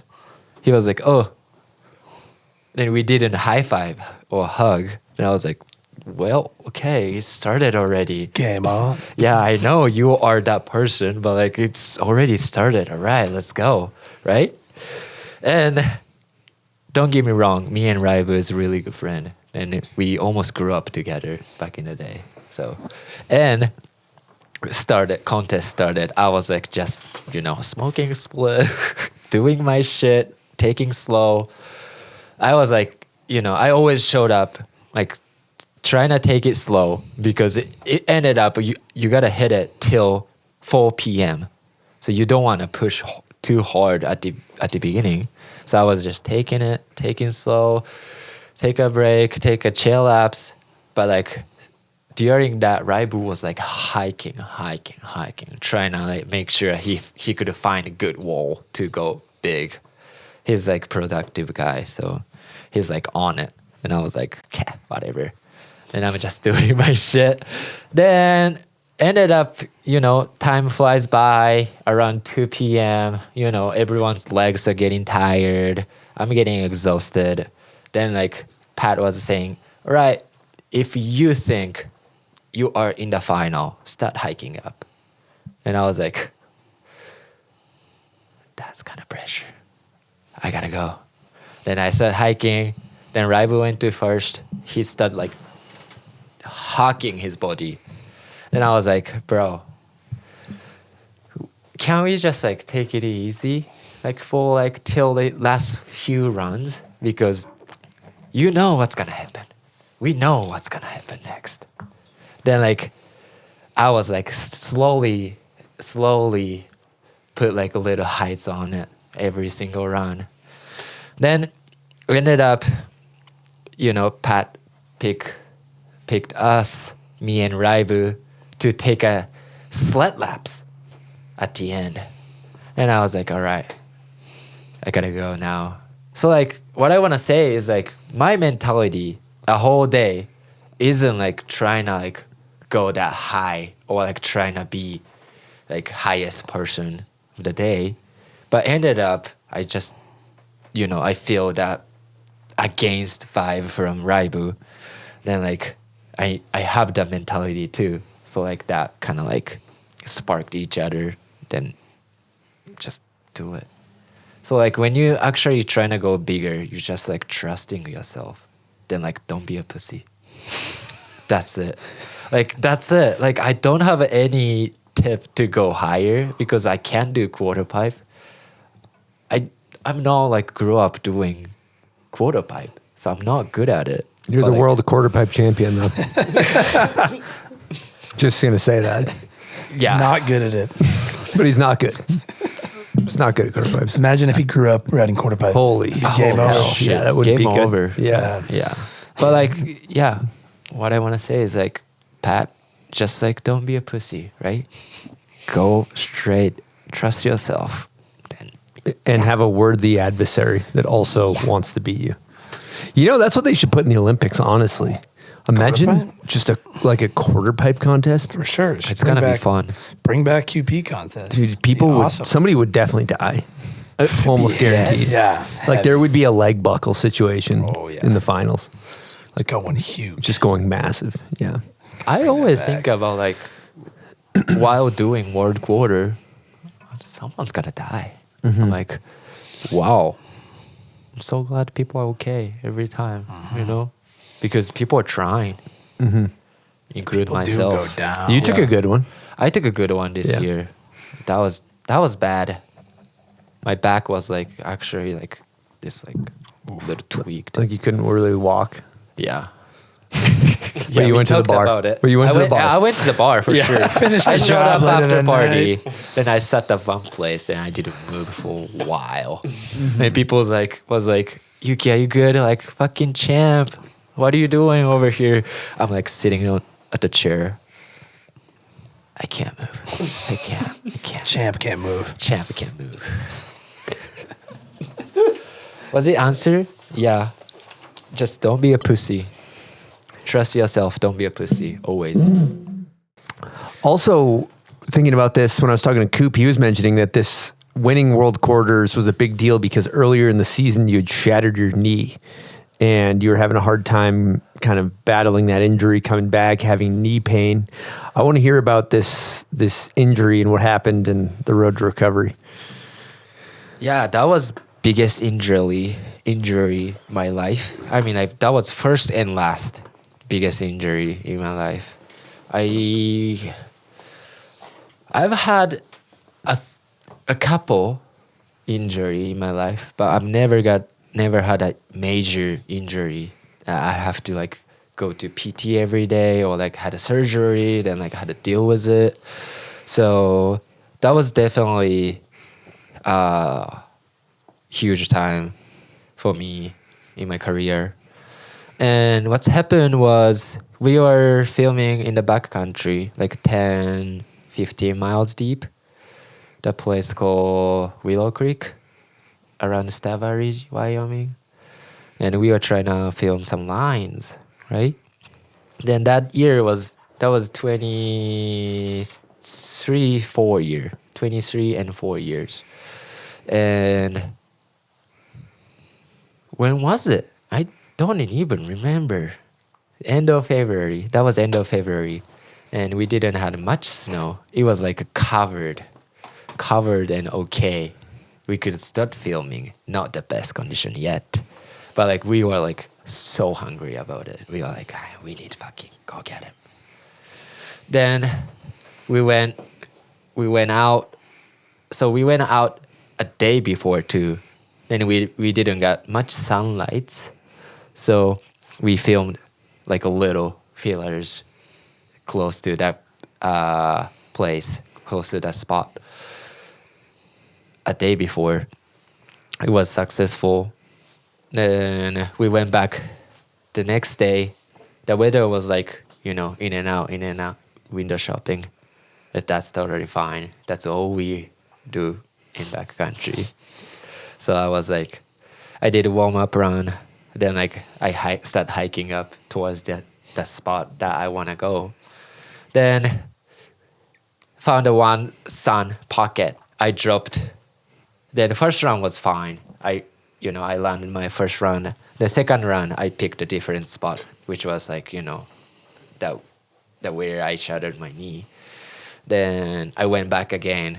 Then it was longer than, window shopping was longer than first one. So I waited 2 hours up there. I could go down.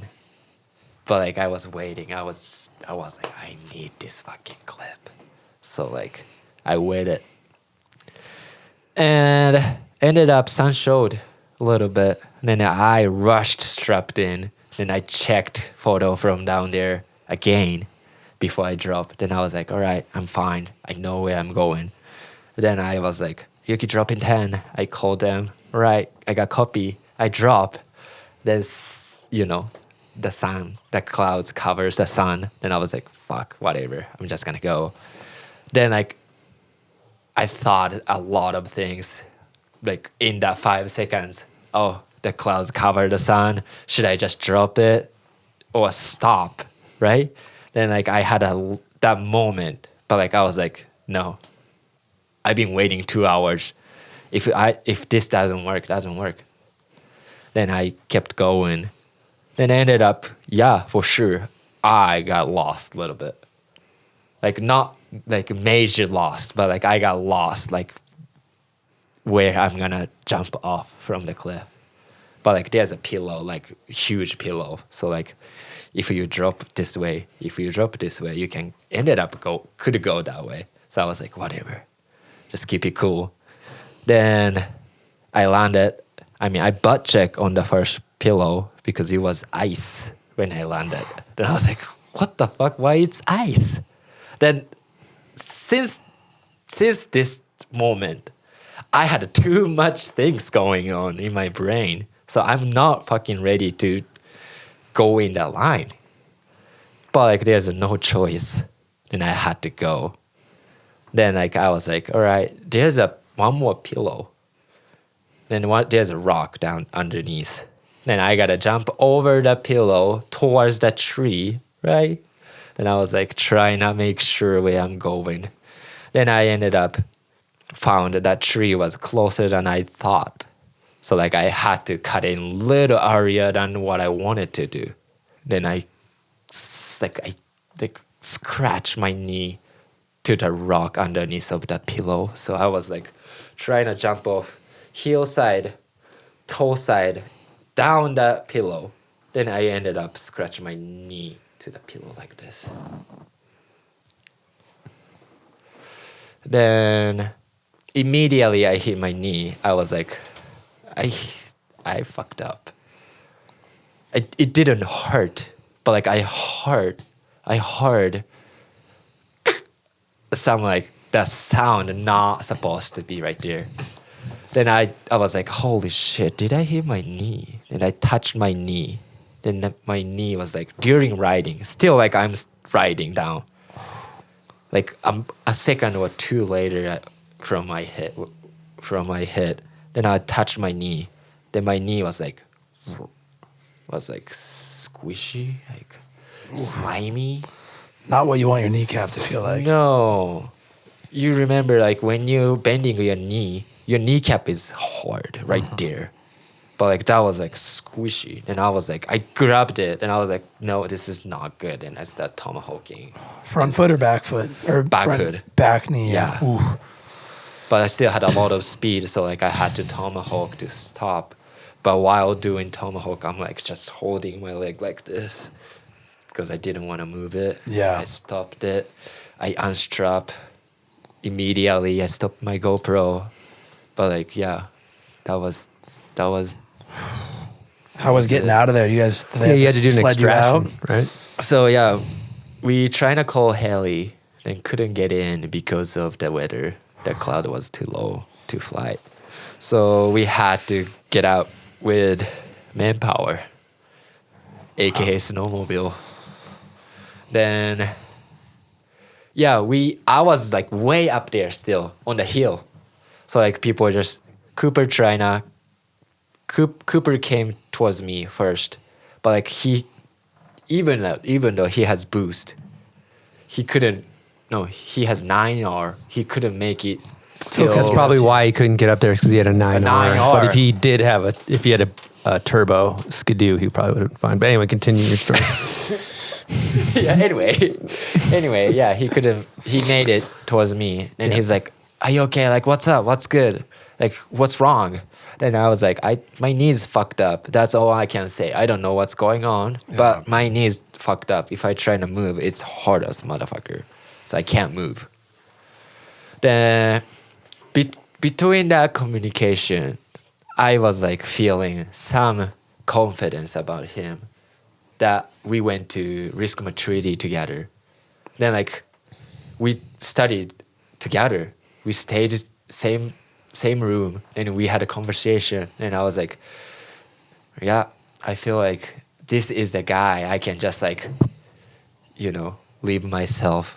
You can trust 100% what he's doing. Then I was like, Cooper, I'm so scared right now, but I'm gonna trust you 100%. Do what you want. Then like Cooper started doing his things, touch my knee, rip up my, He saw my knee, and then like he's like, "Oh yeah, this is bad." Then we try not make it stabilizer. Then we used like poles. We had skiers, so like we used ski pole and like that's hamstrings. We used every single equipment to make it stable, but can't cover kneecap. So like that was crazy, weird angle, because I can't full extended my knee. I couldn't bend my knee. That was like 20 degrees, like weird angle. Stuck at 20 degrees? Yeah, I couldn't go like anywhere from this angle. Then ended up, we wrapped my knee up.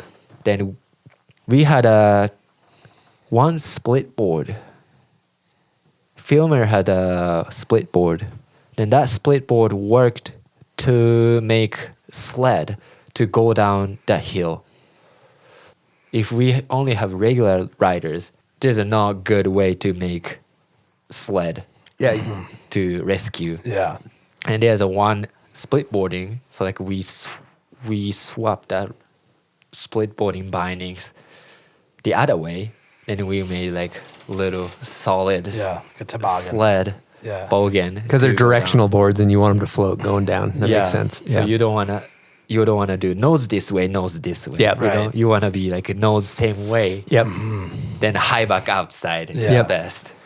But like, somehow we made that high back outside nose the same way with the split boarding. Then we went down the hill to the flat. That took like 40 minutes. Ended up took an hour, close to an hour from my incident to the bottom.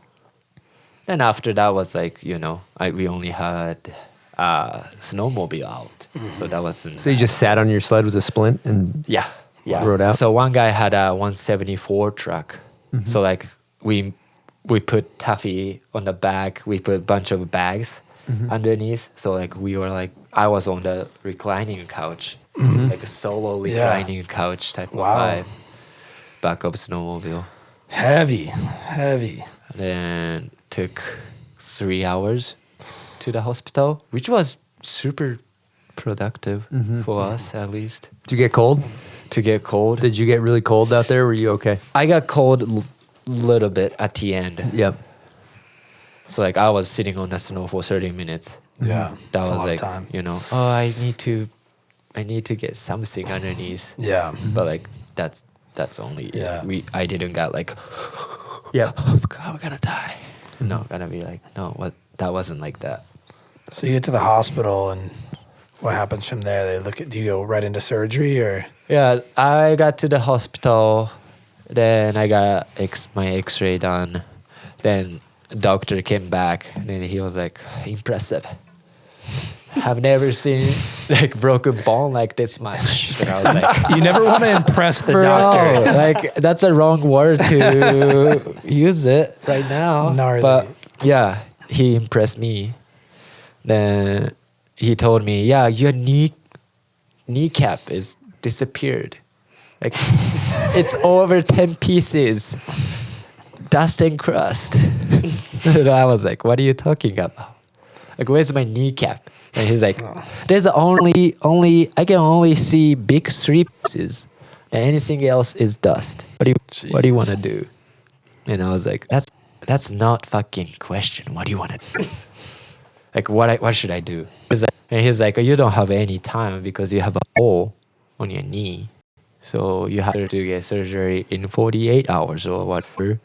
Then I was like, so can we find the doctor could fix this right now? And he's like, oh, you can't do it in this hospital. And I was like, okay, then what should I do? And then they're like, we'll try to find it, but like I don't know like who can do that, because that was not just knee surgery, like a trauma surgery or whatever. Then ended up I called Dr. Hackett, The legend. the legend of knee surgery. Then he was like, yeah, call me anytime if I can help you. Like I'll help you anytime. Then Coop helped me a lot of about this, because he was on the phone with someone. He was on the phone with Hackett. He was on the phone with someone all the time. Kind of need someone to take that role. Right? Yeah. And then ended up, we found a doctor in Jackson. He just got in Jackson a couple months ago from my knee injury. And he's new. But like, we asked him about Hackett. Then he was like, bro, you are so lucky. He's the one person I can just straight up, I could say yes right now. And I was like, whoa, that sounds crazy. Then like, I guess they talked a little bit about like how we're gonna fix it, how, he's gonna do my knee. So you ended up going to Hackett. No. Or no. Hackett's in boy. Jackson, Yeah, okay. Hackett approved. Right. Hackett, hey, Hackett what you approved need. is, Hackett approved is yeah, it's good. That is major. Yeah. Well, damn, dude, that's heavy. So like Yeah. I had a surgery like within 48 hours, bro. And that was, so February 24, rehab on, like kneecaps or what? Like, when were you back riding? I went back riding on end of July at Mount Hood. So 5 months later. 5 months. Yeah. And you were just cruising. Cruising, like, Just I touching didn't do snow. anything. Yeah, just touching snow. Yeah. I got a nice photo with Raibu, Yep. and that's it. You guys were talking that day? Yeah. Yeah. Yeah. Well, that's beast. If there's a no contest, we are always talking each other. You wear knee pads now? I wear knee pads now. Yep. Yes. I heard that same. I heard Marco did the same thing. I've heard a lot of people that have done that, and like Bjorn is always big on wearing knee pads because of that, and good for the snowmobiles too. You smash your knee up It's and way better. Yeah. You wear them, Kern? I don't, but I'm about to go buy. So I'm about to ask Yuki what kind he has. Dude, Oakley has one. Oakley right has now. like the mountain bike Mountain ones, bike kind of. one. Oh, okay. So you just wear that'll those. work, Perfect. right? Because they use like what B3O or D3O. Yeah. They use the D3 sole from the D3 Osiris D3. I actually I've been taping D3s to my knees. Yeah, that works that's been good. doing the nothing Yeah. can get past it. Yeah. Nothing. Absolutely nothing. Yeah, I got a couple DC Mantecas I got on there that really keep my knees Put protected. them in my pants and I just like immune. No, I kind of hyped to put some on because I feel like say I'm at Natural Selection, I got the vest on, I got a back protector on, I got the helmet, and you're kind of like, I can't get hurt. So you kind of just chuck harder. Yeah. Like I go knee pads and a helmet in the backcountry. It's like, dude, Yeah. Game over. Dude, honestly though, fat toey, just like a fat toey with exposure. I've heard of that happening to, I wouldn't say quite a lot of people, but early season to around here that happens with people, and the kneecap just seems like that's a gnarly one to break, man. That's heavy. Yep. Yeah. Really Easy to heavy. break in half or 3 pieces. You went 10. Yeah. You went Disintegration. Disintegrated your kneecap. You don't see the kneecap disintegration. You don't want to hear your frequently. doctor say, "Nice work, buddy." Never seen this I've before. never seen this in my Impressive. life. Yep. All right, we're going to talk about Herschel outdoor equipment. You may have seen them. We give them to all of our guests that win Name That Video part. Pack them full of bomb hole merch. They are sleek, and they're introducing a brand new performance line for travel and the outdoors. They got Alpine inspired and designed with multifunctionality for the first chair or last minute flight. I personally use all Herschel gear when I travel. I use the roller bag. I use the big roller bag. They got great backpacks. And the one thing I like, you can take your backpack and slide it over your roller bag, and you can be a true pro traveler. All their stuff's really well made, and they're building a team. They got Arthur Longo and the Dust Box on board already. So if you're interested in getting some sleek new travel gear, check out Herschel.com. All right, Shredders, listen up. With over 30 years in snowboarding, Vans continues to deliver top-shelf snowboard boots for not only their diverse roster of athletes, but everyday riders worldwide. There's literally something for everyone in the Vans range of snow gear. However, we're here to talk about the Infuse, Vans' most popular all-terrain, all-condition boot, featuring hybrid BOA and lacing systems that are built for maximum customization of fit and flex. Embraced and backed by new-gen riders like Ken and Cummins, the Infuse is designed for performance that stands up in any terrain. So hit up your local Vans dealer and check out the Infuse and the rest of the 25-26 Vans Snow lineup. It's good stuff. All right, let's get into hot takes, Yuki. You ready, Kadono? I'm ready. Okay, first question. Male and female, who's your GOAT? Stale. Woo. Sick. Sandbeck. Woo. And I love Haley. Haley Langland. Goat. Sick. Solid answers. Good answers. New age. I like New it. age, yes. I like that. Who's one of the most underrated snowboarders in your opinion? Myself. Yeah, that's right. That's facts. That's Myself. facts. Yuki Kadono right here. Kadono. Right now. Call me if you want to support me. Let's get this guy some support. Steel or powder? Powder. Good place to disintegrate your kneecap. Who's got your favorite style ever?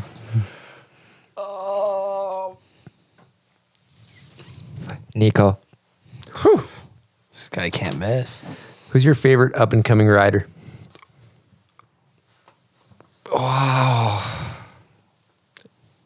I sent you these before. I know. I've been thinking about it. Taiga. He's not upcoming, but up and coming. Hasegawa. Hasegawa. A Gaku prospect, right? Yeah. Gaku is behind him. Boom. The Eye of the Destined for Tiger. greatness. Gaku approved. Gaku approved. Couple Gaku truthers. Who's got your favorite method? Again, Nico. Who's got your favorite turn? Jake Blauvelt. What's your favorite snowboard video ever made? Mac Dog. Follow me around. What's the best place to ride a snowboard, Yuki? Jackson Hole. What's your favorite board graphic ever? I love my board graphic now. What is it? It's like a little weird homies. My homie designed it. Sick. Who's your favorite snowboarder? Everyone. I love everyone. All snowboarders? All snowboarders. Except Raibu on a contest. Yeah, except Raibu on the contest. But, like, I don't know. Favorite. I mean, in some Buddhist mythology, we're all one. So everyone. I love Sage Kotzenberg.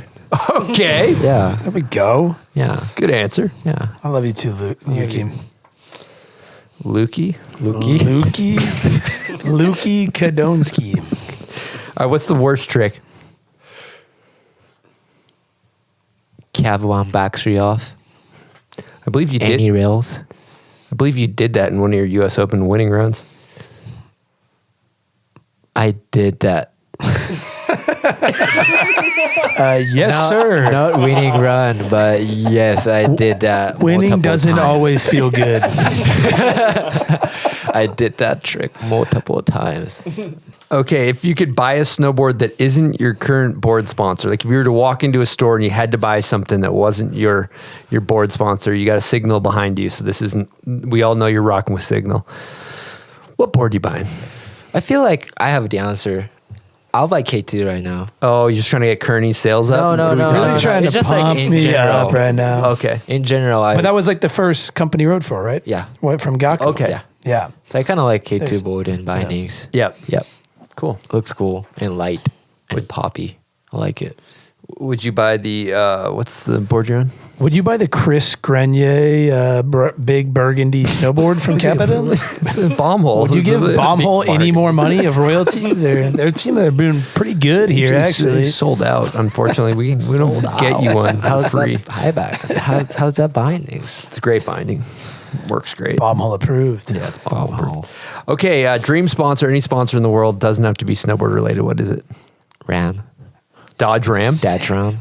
Damn. Oh, it's technically just Ram now. It's not Dodge. Ram. It's just Ram. Ram. Wow. Ram. Incredible. You know what they say? If you can't dodge it, ram it. Can't dodge it. Ram it. I could see that in a commercial. Dono on it. In the United States. I'm on the commercial. Dono approved. Just you speaking to like the middle America trucker.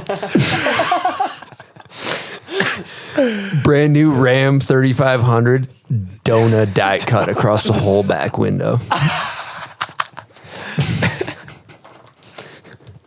Okay, you go heliboarding 3 people, just good times.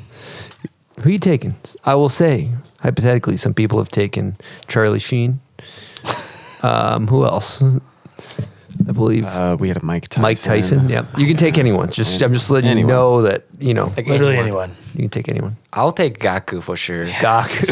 Yes. Yeah, I need Gaku 100%. Yeah. 2 more. Just for fun. Just for fun. But my fun is snowboarding. You could take Raibu, but then not talk to him. That's an option as well. I'll take Gaku.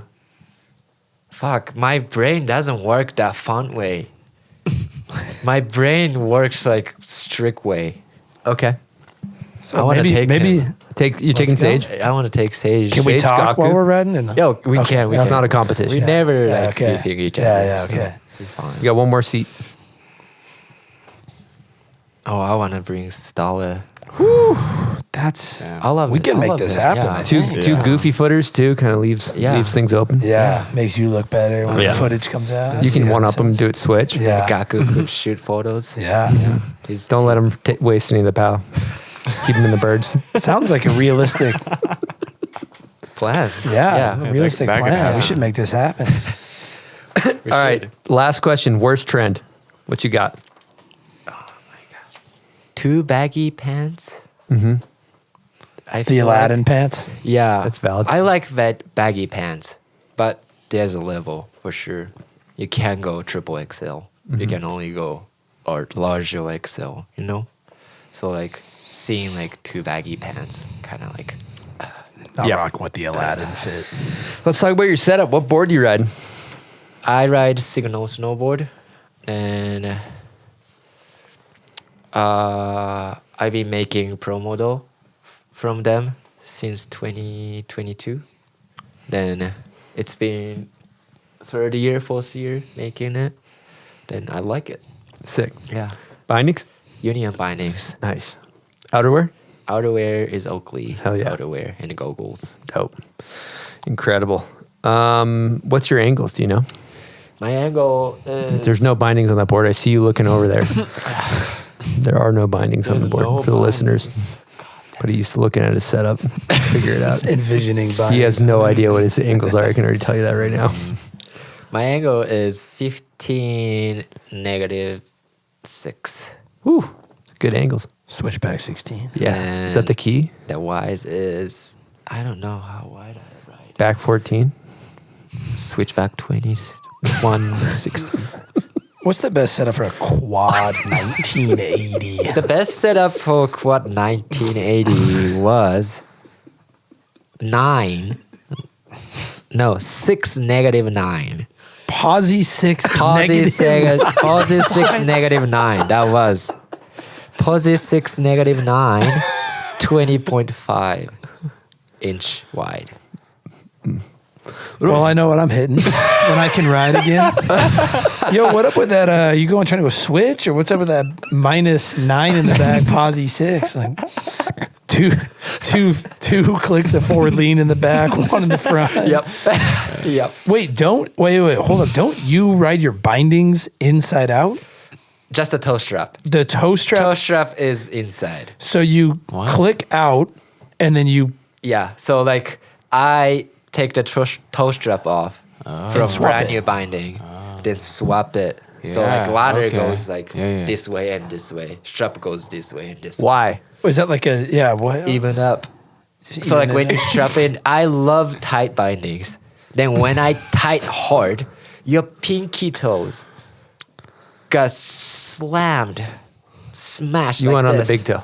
Yeah. So if I swapped it, it goes like super even pressure plus like could go tight so hard. On the big toe. Yeah, on the big toe. Big toe. Not pinky toe. Is that the key to 1980 triple? Yes. Were you going 1980 that time? Definitely. Yeah.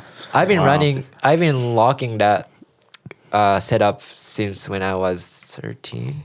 So it worked. Yeah, it worked. It's been working. I've got some adjustments I got to hit when I get back on snow. No wonder it's not working out for me. Questioning everything on my whole setup right now, actually. Dude, we asked people about setups for 5 years we've done this podcast. I've never heard anyone do that ever. No. You got toe strap inside? Yes. Toe strap inside. Yeah, Toe strap backwards. inside is More angle on the back fire. foot is insane. But yeah, more angle to back foot. When I went to Olympics, I was like 6 and negative 12. 6 and So Yeah. So you have way your more shoulders duck in are- the back. Yeah. I could do whatever I want on regular, but on the switch, I want to feel comfortable. You don't want to be going fakie. So you want to set yourself up for Yeah, switch. I was switch like, riding. just when I do in So you're switch, I was like, prioritizing switch. You're switch prioritizing riding. switch. Wow. Yeah. You're like, I'm feeling good going forward. When I got go that switch, dialed. that's when I want to feel. Yeah. No need to overcomplicate it. That makes sense. You're already halfway This there when you makes spin sense. backside too. You're already like your hips are already Already like your hips you're are good to already go. yeah. That's good. I need the opposite of that. I need positive 20. I need to wait. pause. Yeah, I need to go pause. Wait for 3 seconds after I go off the lip and then Yeah. start spinning. With a back brace on, keeping that hinge. Like I think we actually gave Zach Hale one of those for his birthday, the squat belts. So you don't squat. Is that back protection? Kind of, yeah. In a way, it does protect me, yes. Don't hinge. You get to the tick. And we're hinged. And we're upside down. I think I'm going to do a flat back 7 off of this thing. Nope. It's not happening. Immediately upside down. 43-degree takeoff, equivalent. All right, Kadono, we're going to hit Mammoth top 5 blind ranking favorite parks. I'm going to list 5 parks. You rate them in order from 1 through 5. First one, Wonderland. Where does that land with you? 5. Okay. South Park.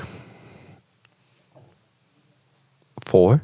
Oh, wow. I thought you'd love South Park. Forest Trail. Low key number 1. Whew. Why is it number 1? It always changes. Always fun. Has a flow. Never miss it. Mini pipe. Main Park. 2. Whew. I would have thought you were a Main Park guy.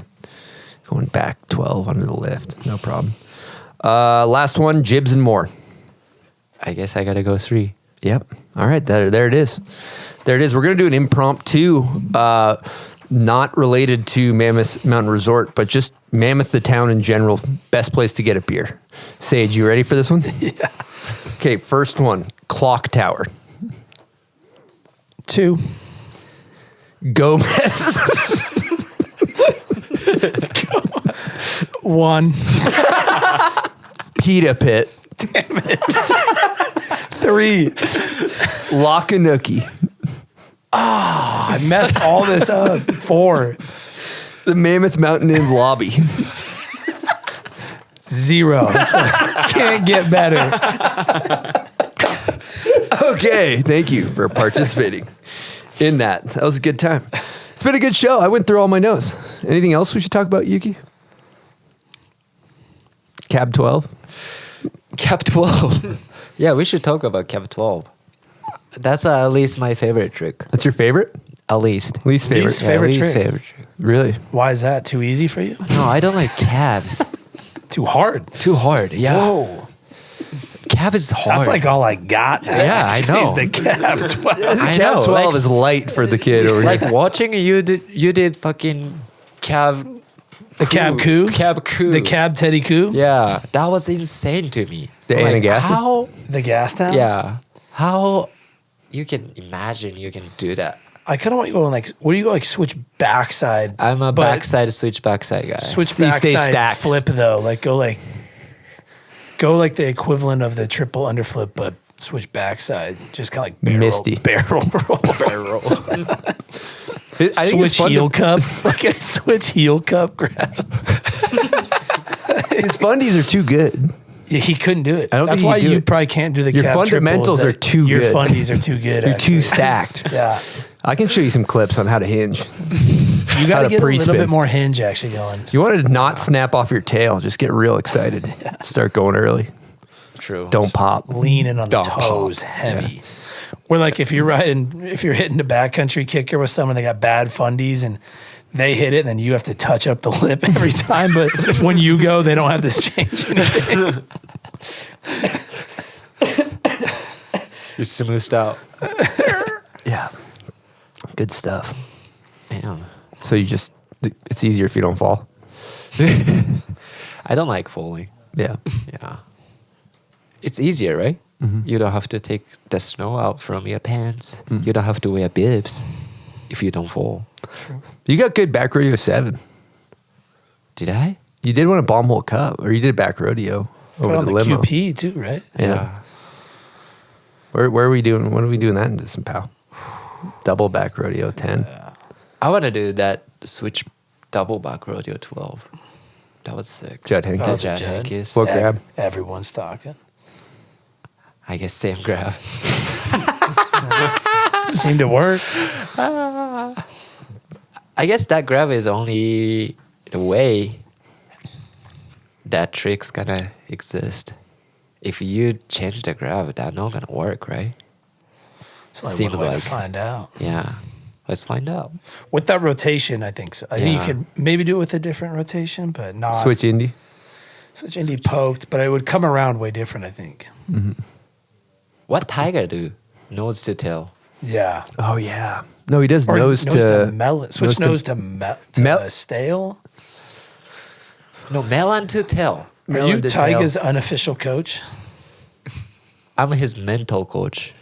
Not like, skill Yeah. coach. But you're talking to Tyga before he competes.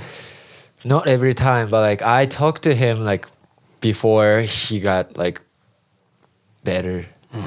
Like he had all 418s. Then he got on Monster that year. He didn't do a good job. Then I was like, next year, I was like, why you can't win? Do you know that? Like you So Big Bro came in. You huh? have fucking shit to win. And why you can't win? Tell me why.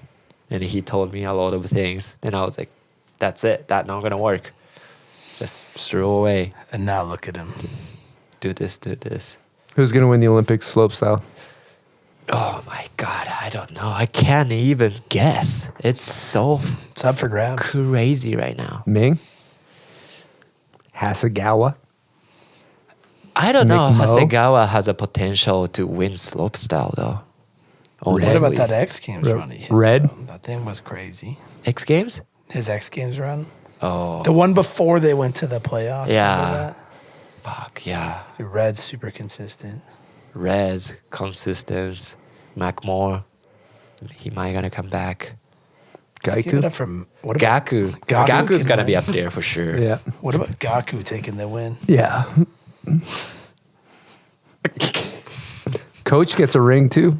Come on. Coach now. gets a ring. Coach gets a ring. Coach I'm gets so a ring. stoked Gaku got fucking sunshine today. Me too. All right, final question. What's next for Kadono? So what's next? So we're gonna have a movie premiere in Jackson this coming weekend, but online. This episode's It'll already be out. So this video will be online by the time this comes out. yeah. I guess we have a movie. It's called Wrench Hand. Me, the crew was me, Cam Fitzpatrick, Cooper Branham, Brian Gucci, Taylor Gold. It's kind of sick crew. Good crew. Yeah, we filmed in Jackson. Then me, Cooper and Taylor went to Japan. Then we have close to 20 minutes of movie Nice. drop on from. It's on Shredbots, Sick. but yes, Did you guys fall in Japan? I didn't. You didn't? I Nice. didn't. All Just, 100% landing average? I guess, yeah. Yeah. Sage did too. Coop and Taylor went to Japan, but like they got a lot of clips from Japan. So like, Oh, you didn't go to Japan? I didn't go to Japan. Oh, okay, got it. So then you didn't fall in Japan. That makes sense. I didn't. Zero fall. Zero falls. If you don't go, you can't Didn't fall. fall into the country. Nothing. Yeah. That's great. I love it. I can't wait to see it. You boys always put on for Wyoming. Ranch hand on Treadbots. Ranch hand on Shredbots. Okay. I like it. I think it's been a good show. Silk, favorite part of the show? I don't know. The whole story about the national team was really cool to hear. Yeah, I'm glad. Mine was learning how to do 16s. Yeah, that was the second favorite. That's going to be fun this year. We're me and you. Yeah, we're going to do Yeah. it. Sage, you have a good time? I had a great time. This was awesome. Known Yuki for a long time and haven't gone that in depth, so it was very, very cool. You guys been in the game for a minute. Still got a lot to come. Yep. Yep. Oh, yeah. Just wait till he just tries to not just stomp and pow and see Yeah. it's game over. Yeah. So he changes his angles up a little bit. Should be landing. Yes, yeah. Did you have fun, Yuki? I had so much fun. I'm so glad I talk about, who I am, then like what's happened in my life. Then also dream come true moment. Talking in here in this studio. Thank you so much for having me. Well, it's been an honor, and you deserve it. Your career's been just a wild ride, man. Like from ups to downs, to highs, and some low lows, and just the way you've navigated it and reinvented yourself and fell in love with the mountains and still doing big tricks. And it's just it's a pleasure to have you on and hear this whole thing. And the story about the national team was just mind blowing. So glad to see you here and still killing it. I llove everyone. I love snowboarding. Thanks, Yuki. All right, Silk, who's taking us out of the show? I think we should have Yuki do it. All right, you got to do a sign off for us. Like, you just say something like, thanks for listening. Just the end of the show. You got to end the show. Thanks for watching Bombhole. So our journey never stops and we never stop growing. So just keep an eye on us. Woo! That's it. There it is. Thanks, Yuki. Thank you. Thanks for coming on.